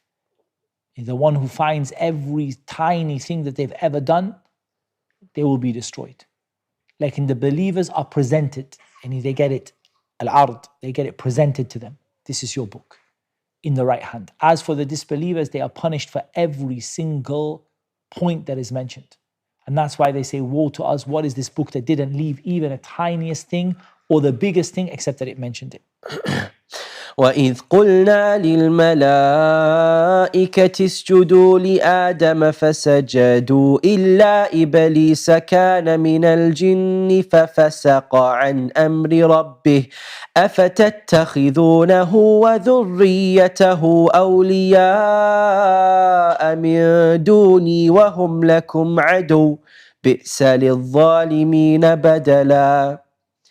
And mention when we said to the angels, prostrate to Adam, and they prostrated except for Iblis. He was of the jinn and departed from the command of his Lord. Then will you take him and his descendants as allies over them, other than me, while they are enemies to you? Wretched it is for the wrongdoers as an exchange. Three important things here. First of all, that Iblis is from the jinn, not from the angels. Secondly, him and his descendants. Some of the ulama use this as the evidence that Iblis is the father of the jinn, like Adam is the father of mankind. And wretched as is it for the wrongdoers as an exchange. How terrible is it to exchange the protection of Allah and Allah's love and mercy for the so-called help or protection of the shaitan. And in reality, he cannot protect you or help you in anything. ما أشهدتهم خلق السماوات والأرض ولا خلق أنفسهم وما كنت متخذ المضلين عددا. I did not make them witness to the creation of the heavens and the earth, or to the creation of themselves, and I would not have taken the misguiders as assistants. And this is a strong proof which addresses the intellect with regard to those people who deny the existence of Allah subhanahu wa ta'ala. This ayah can be used. مَا أَشْهَدْتُهُمْ خَلْقَ السَّمَاوَاتِ وَالْأَرْضِ. When you ask them, where did human beings come from? So they say, Darwin's theory of evolution, they came from apes. And go back, okay, where did the apes come from? The apes came from this and that. And where did that come from? It came from any of these single organisms in the sea, like this, in the beginning of life. And they go till you say to them, where did the universe come from? Where did the universe come from? And honestly, they have no answer to it at all. They just say, we don't have any idea. Like, okay, everything came from a single thing that exploded. Okay, where did that come from? Where did that come from? ما أشهدتهم خلق السماوات والأرض. You didn't see the universe being created. وَلَا خَلْقَ أَنفُسِهِمْ. Nor did you see human beings be created. But the reality is you saw neither of those two things. So you have no right to guess about how human beings came, nor to guess about how the universe was created. Rather, what Allah subhanahu wa ta'ala told us, that is how it was, how Adam was created and how Allah subhanahu wa ta'ala created the heavens and the earth from what Allah subhanahu wa ta'ala told us about it.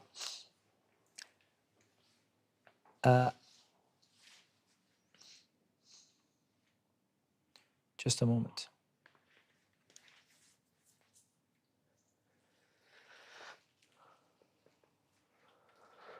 And he also, Sa'di mentions from the arguments that it's used for those who worship idols, the same ayah is to say that did your idols, if they didn't witness the heaven, were your idols present when the heavens and the earth were created? They have to say no. Our idols were not present when the heavens and the earth were created. Therefore, they certainly did not create anything. If your idols were not present at that time, then your idols did not create anything and they have no right to be worshipped. And that's why Allah subhanahu wa ta'ala, He said, وَمَا كُنْتُ مُتَّخِذَ الْمُضِلِّينَ عَضُدًا.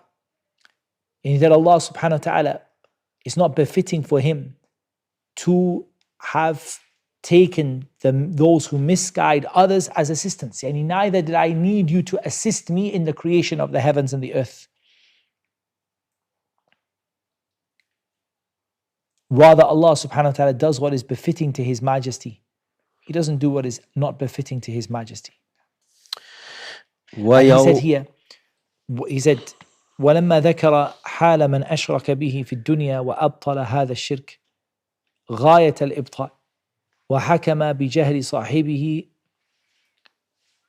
وسفهه أو وسفهه أخبر عن حالهم مع شركائهم يوم القيامة.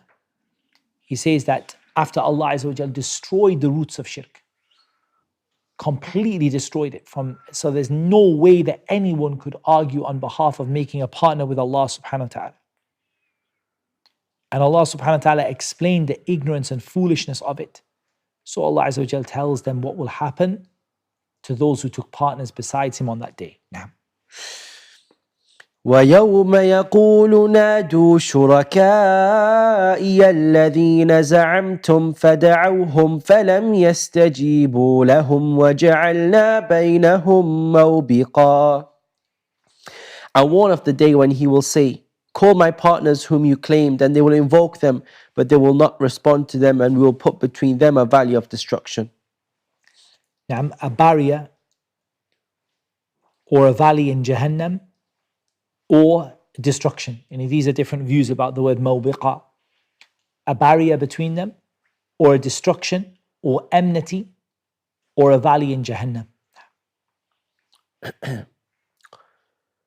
ورأى المجرمون النار فظنوا أنهم مواقعوها ولم يجدوا عنها مصرفا. And the criminals will see the fire and will be certain that they are to fallen therein, and they will not find from it a way elsewhere. And they are certain. The word dhanna here means yaqeen. وَلَقَدْ صَرَّفْنَا فِي هَذَا الْقُرْآنِ لِلنَّاسِ مِنْ كُلِّ مَثَلٍ وَكَانَ الْإِنسَانُ أَكْثَرَ شَيْءٍ جَدَلًا.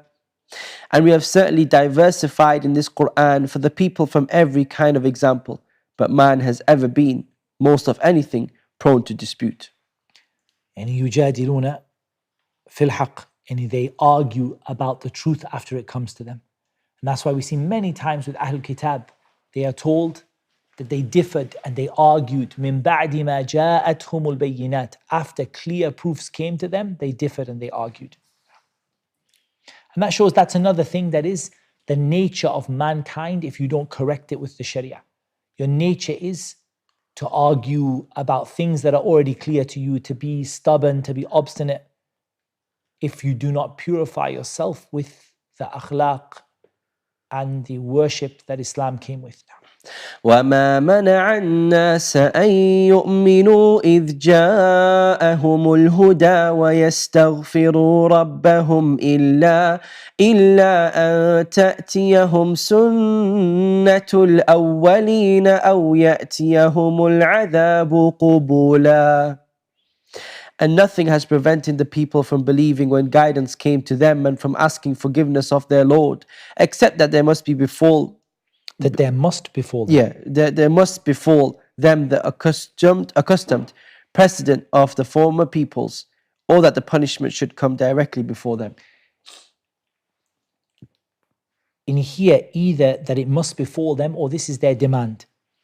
The word demand in the clear Qur'an is also good. And that the reason that they don't believe is because they demand one of two things. They demand either that the sunnah of the early people is done to us. What happened to Nuh? Send us a flood. Or they ask for the punishment to be brought in front of their face. This is what stops them from believing this stubborn and obstinate behavior with the messenger and asking him to send down a punishment. وَمَا نُرْسِلُ الْمُرْسَلِينَ إِلَّا مُبَشِّرِينَ وَمُنذِرِينَ وَيُجَادِلُ الَّذِينَ كَفَرُوا بِالْبَاطِلِ لِيُدْحِضُوا بِهِ الْحَقَّ وَاتَّخَذُوا آيَاتِي وَمَا أُنذِرُوا هُزُوًا. And we send not the messengers except as bringers of good tidings and warners. And those who disbelieve dispute by using falsehood to attempt to invalidate thereby the truth, and have taken my verses and that of which they are warned in ridicule. And this is the jadal, the debate and the dispute which is blameworthy against the messengers, using falsehood to try to invalidate the truth and mocking and ridiculing with false arguments.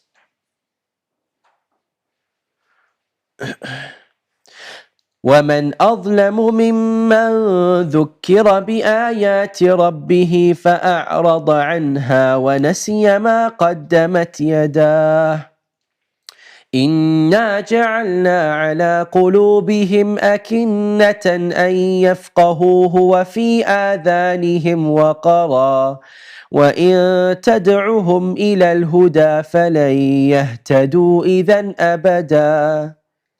And who is more unjust than one who is reminded of the verses of his Lord, but turns away from them and forgets what his hands have put forth?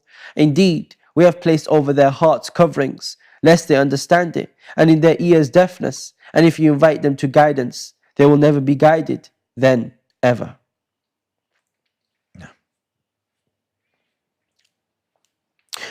وَرَبُّكَ الْغَفُورُ ذُو الرَّحْمَةِ لو يؤاخذهم بما كسبوا لعجل لهم العذاب بل لهم موعد لن يجدوا من دونه موئلا.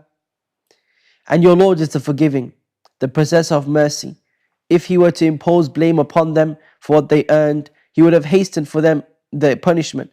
Rather, for them is an appointment from which they will never find an escape. And if Allah Azza wa Jal were to deal with them justly, Allah Azza wa Jal would punish them immediately. But Allah, out of His grace, delays their punishment. But they have an appointment from which they will not be able to escape. وَتِلْكَ الْقُرَىٰ أَهْلَكْنَاهُمْ لَمَّا ظَلَمُوا وَجَعَلْنَا لِمَهْلِكِهِمْ مَوْعِدًا. And those cities we destroyed them when they wronged, and we made for their destruction an appointed time. يعني عاد and ثمود. وَإِذْ قَالَ مُوسَى لِفَتَاهُ لَا أَبْرَحُ حَتَّى أَبْلُغَ مَجْمَعَ الْبَحْرَيْنِ أَوْ أَمْضِيَ حُقُبًا. And mention when Musa said to his boy, I will not cease traveling until I reach the junction of the two seas or continue for a long period. Here begins the story of Musa with Al-Khidr. They say that's the best way to pronounce it rather than Khidr. They say that Khidr is the better way, is the more accurate way of pronouncing it. Allah Azza wa Jalla knows best. First of all, who is the Fatah here? He is Yusha ibn Nun, and Allah Azza wa Jalla knows best. Prophet Yusha, who became a prophet after that. Look at how he's called Musa's slave boy, but he wasn't a slave to him. That's the word used, Fatahu, and it's used as though, and they translate it as assistant or servant, but it's not servant here. And it's the word used is as though he was a slave. But Yusha was not a slave of Musa. What do you benefit from this? What did we mention in Ta'zim al-Ilm and other books? The student of knowledge with regard to the teacher. And it's as though you are like a slave to that person. Yani you are like someone who is in service of that person after they gave you knowledge. And after that teacher gave you knowledge, the sheikh gave you knowledge, for you become like a servant to them, because Yusha was not the boy of Musa. But what made him the boy of Musa is because he sought knowledge with Musa. Yani he studied from Musa. And here is the first rihla fi talib al-ilm that we're told of. The first time we ever know that people traveled for the sake of learning knowledge. The first example of al-rihla fi talib al-ilm, going out to travel to a different place, a different city, a different country for the sake of seeking knowledge. And that is because Musa stood upon the minbar one day and he believed that he was the most knowledgeable of all of the people, because he's the prophet and he's from Ulul Azmi min ar-Rusul, the 5 great prophets. And Allah Azza wa Jalla informed him, you are not the most knowledgeable. Rather, there is someone who has more knowledge, or someone who has knowledge that you don't have. So what did Musa do? Immediately, he intended to travel towards him. And he talab al-ilm, going to seek out knowledge.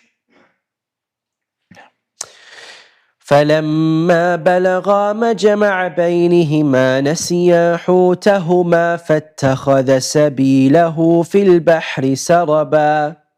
But when they reached the junction between them, they forgot their fish and it took its course into the sea, slipping away. And they differed which 2 seas. Some of them said between the Red Sea and the Mediterranean Sea. And some of them said between where the Red Sea splits into the Gulf of Suez and the Gulf of Aqaba. It's just for geography, and we don't have a proof, but it's just what they mention, yani, where it splits like this. For they differed about what the 2 seas are. When they reached the point where the seas met, did we read that one? فَلَمَّا بَلَغَا مَجَمَعَ بَيْنِهِمَا. Yeah. When they reached the junction where the seas met, they forgot the fish that they had prepared for their journey. And it miraculously took its course into the sea. And the fish that they had prepared, the dead fish that they had prepared, the salted fish, this fish is dead and salted and ready to cook. It got up and swam away. And this was their sign, except that Yusha forgot about it. فلما جاوزا قال لفتاه آتنا غداءنا لقد لقينا من سفرنا هذا نصبا. So when they had passed beyond it, Musa said to his boy, bring us our morning meal. We have certainly suffered in this, our journey, much fatigue. And here's the benefit that it is normal and it is praiseworthy to go through hardships for the sake of knowledge. And he suffered a lot. And the scholars also mention from the benefits, there's so many benefits, wallahi, it's very hard to bring them all. Like they mention from the benefits here is that it is permissible to mention to someone that you're tired. It's not a case of complaining to other than Allah. And you can say to someone like that, Pastor, give me the food, I'm tired. There's nothing wrong with this, because Musa mentioned it to his boy. And likewise, in it is that a person expects the reward from Allah Azza wa Jal for what they suffer in terms of the difficulties they go through to please Allah subhanahu wa ta'ala. قال أرأيت إذ أوينا إلى الصخرة فإني نسيت الحوت وما أنسانيه إلا الشيطان أن أذكره واتخذ سبيله في البحر عجبا. He said, did you see when we retired to the rock? Indeed, I forgot that the fish, and none made me forget it except shaitan, that I should mention it, and it took its course into the sea amazingly. And Musa, alayhi salatu wasalam, he didn't rebuke him for it. That was what he was waiting for, right? So,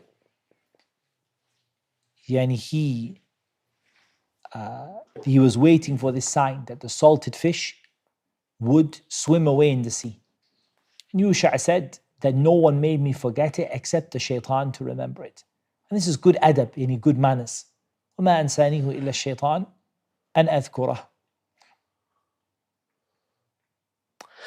قال ذلك ما كنا نبغي فارتدا على آثارهما قصصا. Musa said that is what we are that's what we were seeking. So they returned following their footprints. And that's also from the hardships of talab al-ilm. You go, you come, you go to a place, you don't find the teacher, then you go to another place. And all of this is regarding a rihla fi talab al-ilm. فوجدا عبدا من عبادنا آتيناه رحمة من عندنا وعلمناه من لدنا علما. And they found a servant from among our servants, to whom we had given mercy from us and had taught him from us a certain knowledge. نعم. This is Al-Khidr or Khidr.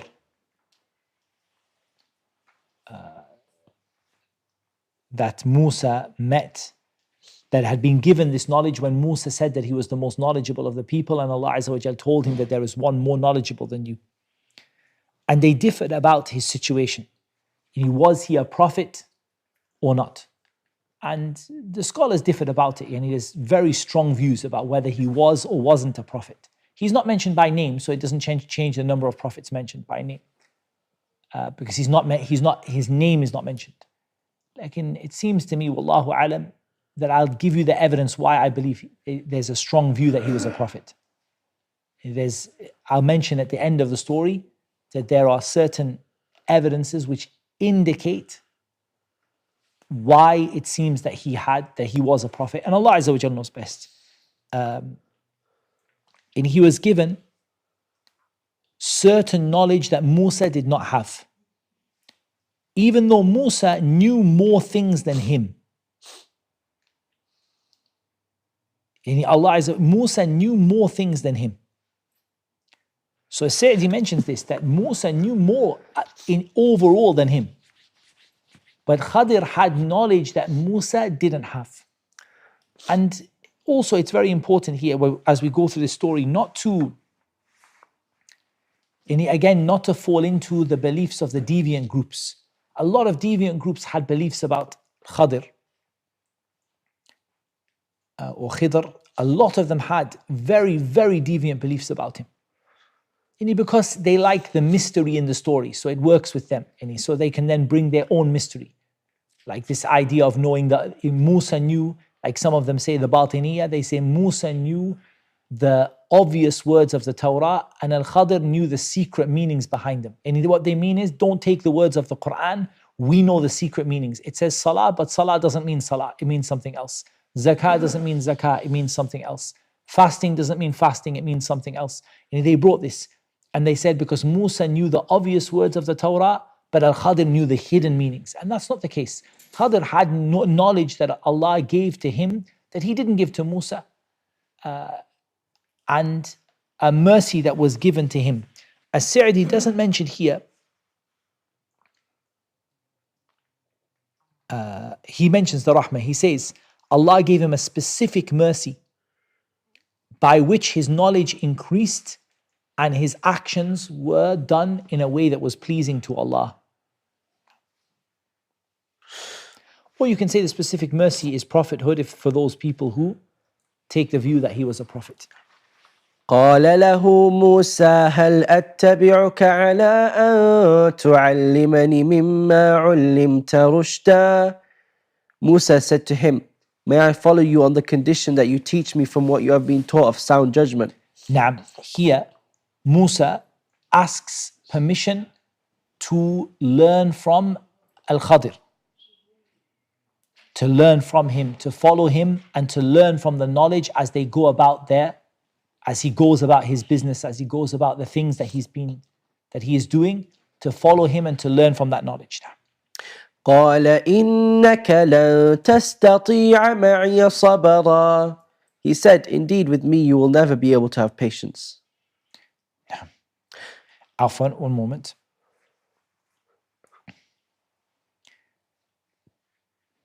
Yani how will you be, na'am? Because you're going to be asked to be patient for things that seem to be wrong on the outside, but are, they have a reason for them. وكيف تصبر وكيف تصبر على ما لم تحط به خبرا. And how can you have patience for what you do not encompass in knowledge? Yani how can you be patient about something that you don't know what the reason for it is? Yani you don't know the whole picture. You don't have the whole picture of it. Yani I'm going to do things that you're going to find to be very strange. How can you be patient with that? And this again, we're going to say it's very important not to fall into the belief of the Ghulat al-Sufiya and the Batiniya and all of them. And what they said, yani from the Ghulat of the Sufiya are those who said, yani that our awliya are like that. Our shuyukh or whatever, they are like that. Yani they walk around the earth doing evil deeds, but actually Allah has inspired them to do good. Be careful about this. This is a hala khasa that Khidr was in. It's a very specific situation with Musa. It is not a situation where you have people who are going around the earth today killing people and actually Allah loves what they're doing. And it's important, like they brought a lot of shubuhat about it. قال ستجدني إن شاء الله صابرا ولا أعصي لك أمرا. Musa said, you will not find me if Allah wills, patient. You will find me.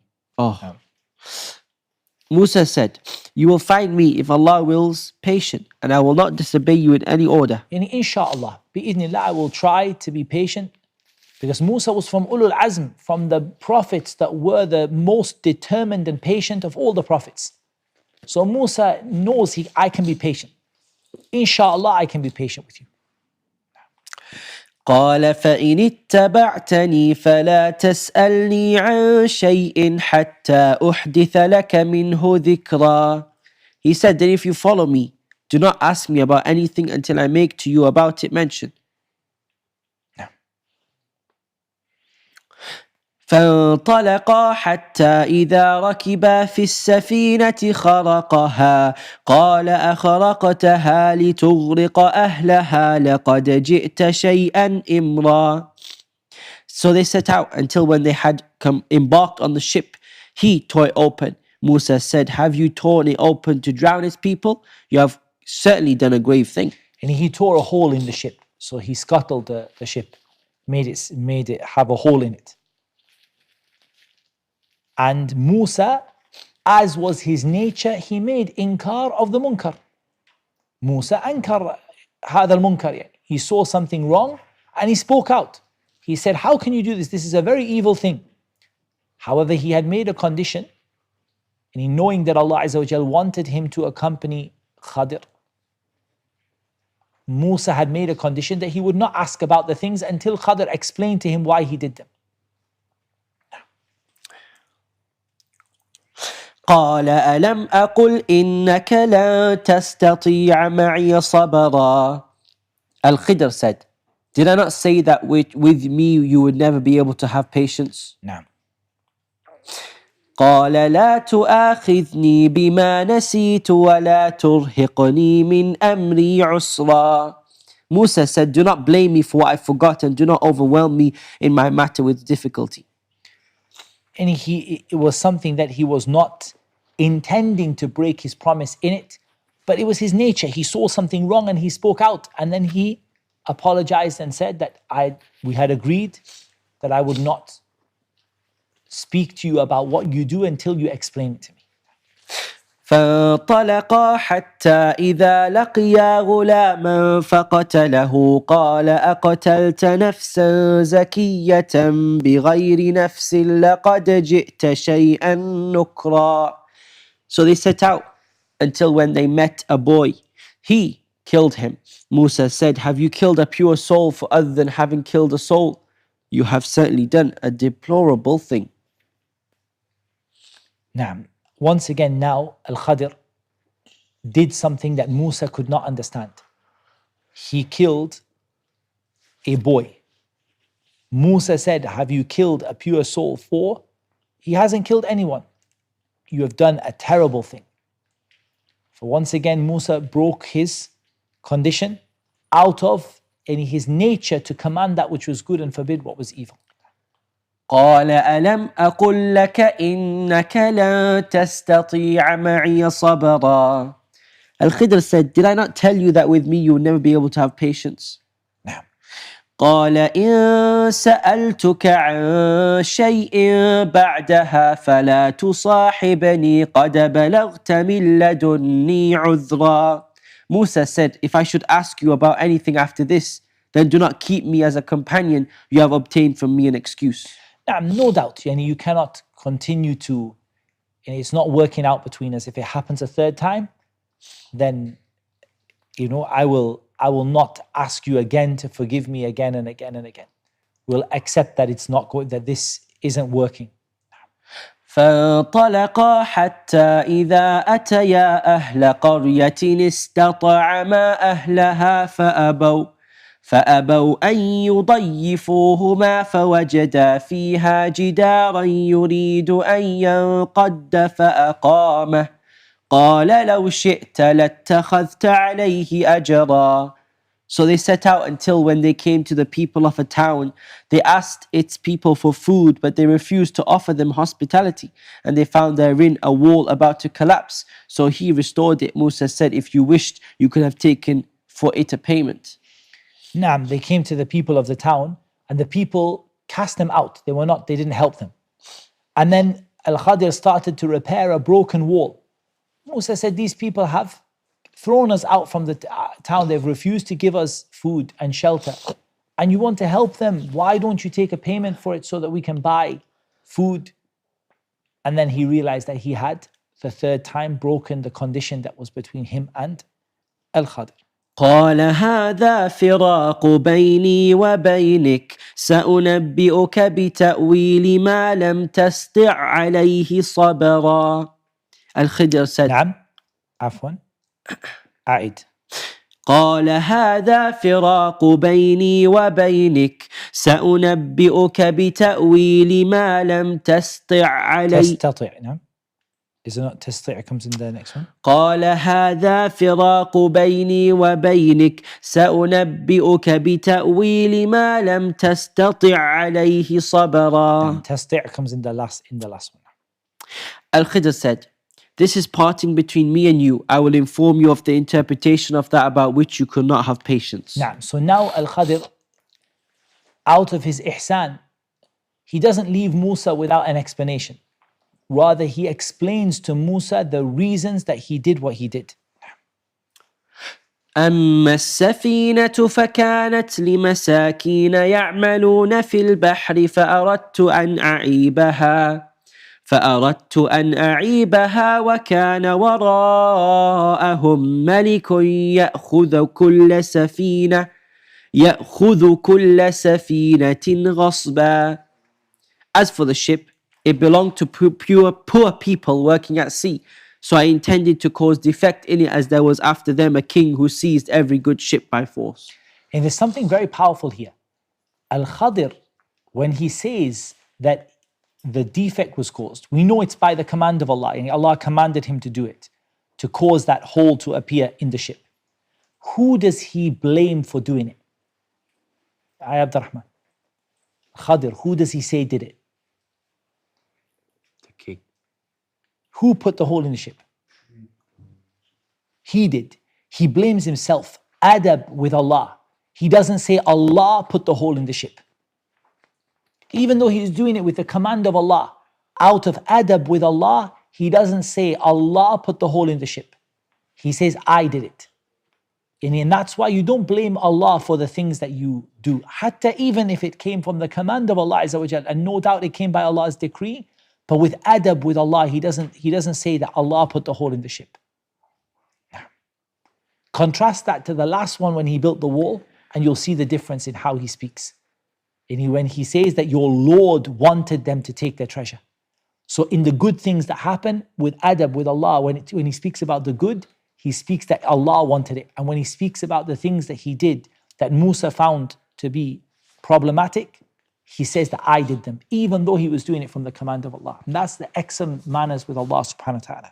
وأما الغلام فكان أبواه مؤمنين فخشينا أن يرهقهما طغيانا وكفرا. And as for the boy, his parents were believers, and we feared that he would overburden them by transgression and disbelief. نعم. And that boy, were he to have grown up, he would have grown up as a disbeliever who would have harmed them and hurt them. فأردنا أن يبدلهما ربهما خيرا منه زكاة وأقرب فأردنا أن يبدلهما ربهما خيرا منه زكاة وأقرب رحما. So we intended that their Lord should substitute for them one better than him in purity and nearer to mercy. And look at the benefit. Yani Allah knows best. Like, and if a child dies before puberty, the strong view is that child is not counted among the disbelievers. So Allah Azza wa Jal took their child, their first child, before he reached adulthood, before he became a disbeliever, and before he did those things. And Allah knows best, perhaps that child had mercy upon him. And then Allah gave them another child in place who was a righteous child. For Allah subhanahu wa ta'ala, and he attributes it to who? To Allah. Al-Khidr said, I killed him, and Allah wanted to replace him with someone better. وأما الجدار فكان لغلامين يتيمين في المدينة وكان تحته كنز لهما وكان أبوهما صالحا فأراد ربك أن يبلغا أشدهما ويستخرجا كنزهما رحمة من ربك وما فعلته عن أمري ذلك تأويل ما لم تسطع عليه صبرا. And as for the wall, it belonged to two orphan boys in the city, and there was beneath it a treasure for them, and their father had been righteous. So your Lord intended that they reach maturity and extract their treasure as a mercy from your Lord. And I did it not of my own accord. That is the interpretation of that about which you could not have patience. No. Here is the consequences of good deeds. وَكَانَ أَبُوهُمَا صَالِحًا.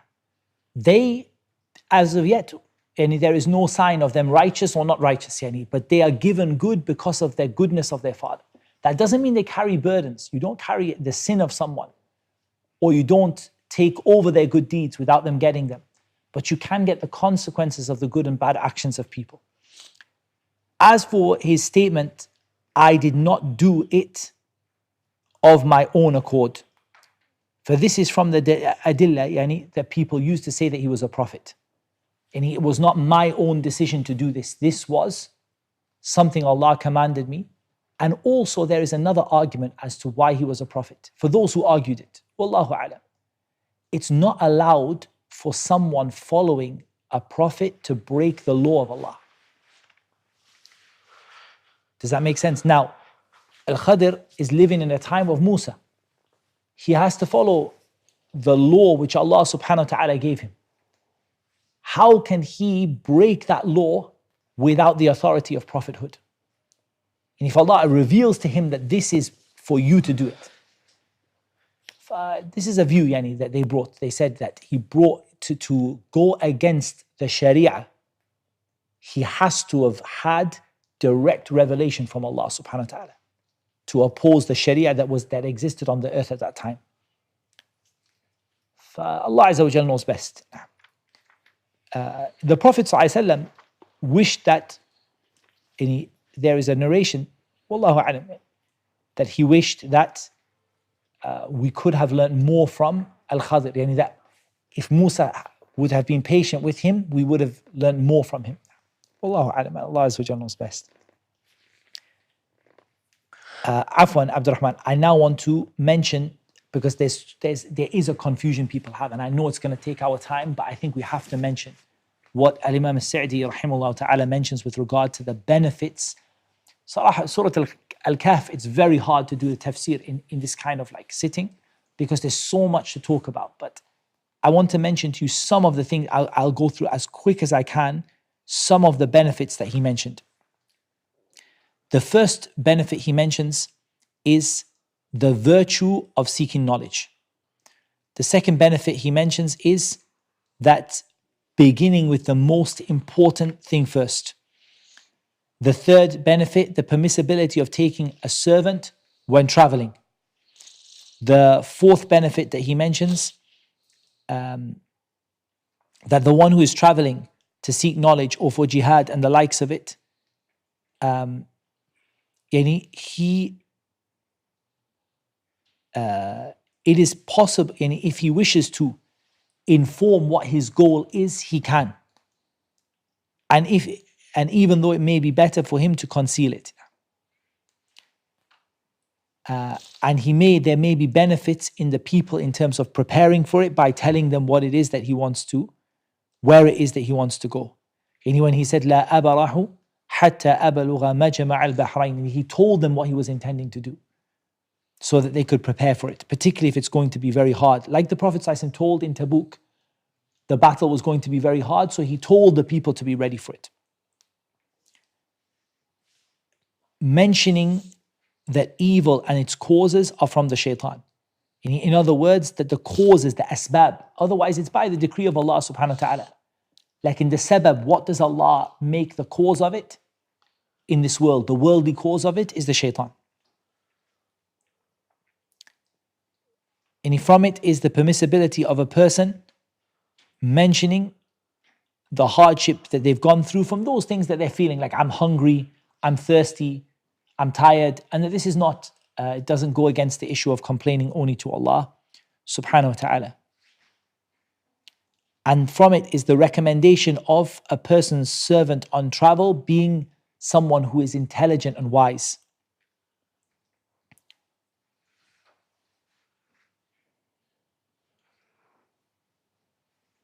And from it is that a person will be helped according to how much they command how much they fulfill Allah's command.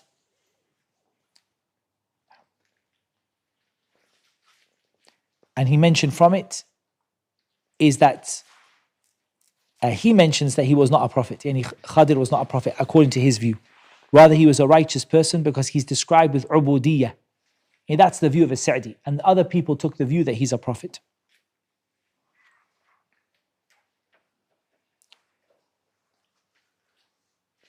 And As-Sa'di brings the answer to it. He says that the reason he says he's not a prophet because the fact that he said وَمَا فَعَلْتُهُ عَنْ أَمْرِي, I didn't do it by my own, it just tells that Allah inspired him, but it doesn't tell him that he was a prophet.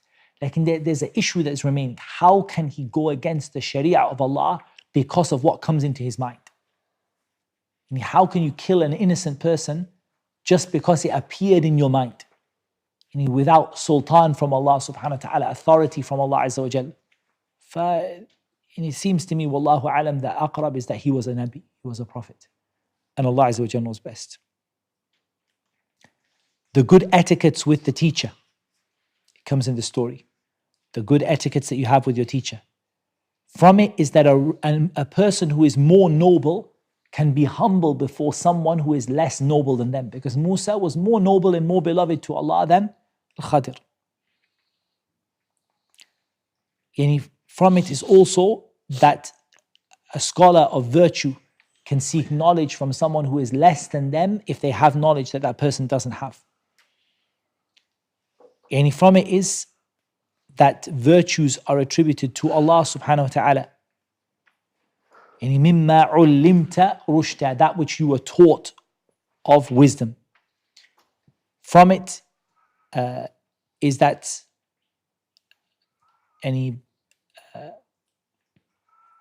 that the one who doesn't have patience in accompanying the scholar, and he will miss out on the things that he didn't have according to the patience that he has. And you have to have patience when seeking knowledge. And from it is that one of the greatest reasons why a person has patience is because of having knowledge of what they're going to be learning and what they're going to be doing. Like, and why was it hard to have for Musa to have patience? because he was walking blindly. He doesn't have any idea what's going to happen.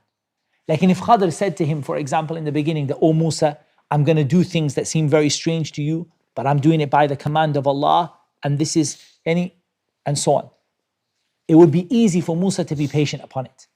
But what was hard for him to be patient, وَكَيْفَ تَصْبِرُ عَلَى مَا لَمْ تُحِطْ بِهِ خُبْرًا. How can you be patient about something when you have no idea what is going to happen? What is going to happen next? Taking things slowly and being firm in them and not rushing to judgment on something before you know the reality of it.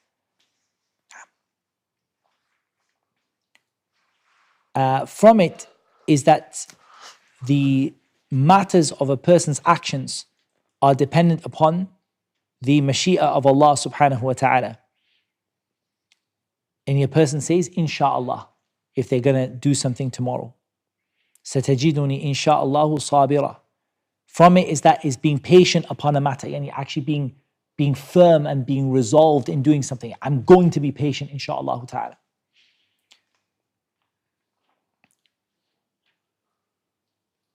And from it is that the teacher, if he sees there is a benefit in stopping his student from asking questions in the beginning, he can do that. And if he sees that there is a benefit in it. And from it is the permissibility of traveling at sea. And he mentions so many benefits. A person is not to be taken blamed for what they forget. That it is befitting for a person to pardon and overlook people's faults and flaws. And from it, and this is what I wanted after all of it, is very important. And I really, really want two things that I want you to take, and I'm going to finish with them. And this is from the most important of the things that As-Sa'di mentioned about this story. Number one, we judge things according to their apparent nature. Musa, how did he judge the killing that Khidr did? By what he saw. He didn't say to him, "Hold on a second, Khidr, you just killed somebody. Was there a reason for it or was there not a reason for it?" And you judge by what is apparent in front of you. You judge by what is presented to you. You don't judge by the secret inside of it. You judge by what you see with your eyes. And the second great benefit, and he calls it Al-Qa'idatul Kabira, the greatest benefit that is taken from the story, is يدفع الشر الكبير بارتكاب الشر الصغير. And that is that you remove a greater evil that is sometimes necessary to remove a greater evil by doing a lesser evil. All of the things that Al-Khidr did, he made a hole in the boat, but what did he really do? He knew what was going to happen, so he did a lesser evil rather than the greater evil of them losing the ship. He knew about the boy, what Allah had told him about the boy, so he did a lesser evil rather than the greater evil of the boy growing up into disbelief and harming his parents. And he knew about the treasure, so he rebuilt the wall rather than letting the wall fall down. So he said the great benefit here is, and the great qaida is, that it is, what a person does is to remove greater evils by lesser evil, if there is no other way to fulfill it except that. If there is no other way, if you're presented between two evils, and there is no way to get out of doing one of them, then you do the lesser of the two. And he speaks about this is the greater benefit that is taken from the story. In reality, wallahi, there's so much that we missed out. And I haven't finished. And I read to you 2 pages of the benefits, and there's another 1.5 pages of the benefits after that. But that's what Allah Azza wa Jal made easy for us to mention. I hoped we would finish the surah, but Qaddarallahu ma sha'a fa'al. We're going to have a very long session tomorrow, inshallah, in the morning. That's what Allah Azza wa Jal made easy for us to mention. And inshallah ta'ala. وَلَا تَقُولَنَّ وَلَا تَقُولَنَّ لِشَيْءٍ إِنِّي فَاعِلٌ ذَلِكَ غَدًا إِلَّا إِن يَشَاءَ اللَّهُ. فإنشاءالله ta'ala, tomorrow it's going to be a very long session because we have one full juz in the morning. Allahu musta'an. So Allah Azza wa Jalla made it easy to mention. Allah Azza wa Jalla knows best. Salatu wassalamu ala nabina Muhammad wa ala alihi wa sahbihi ajma'in.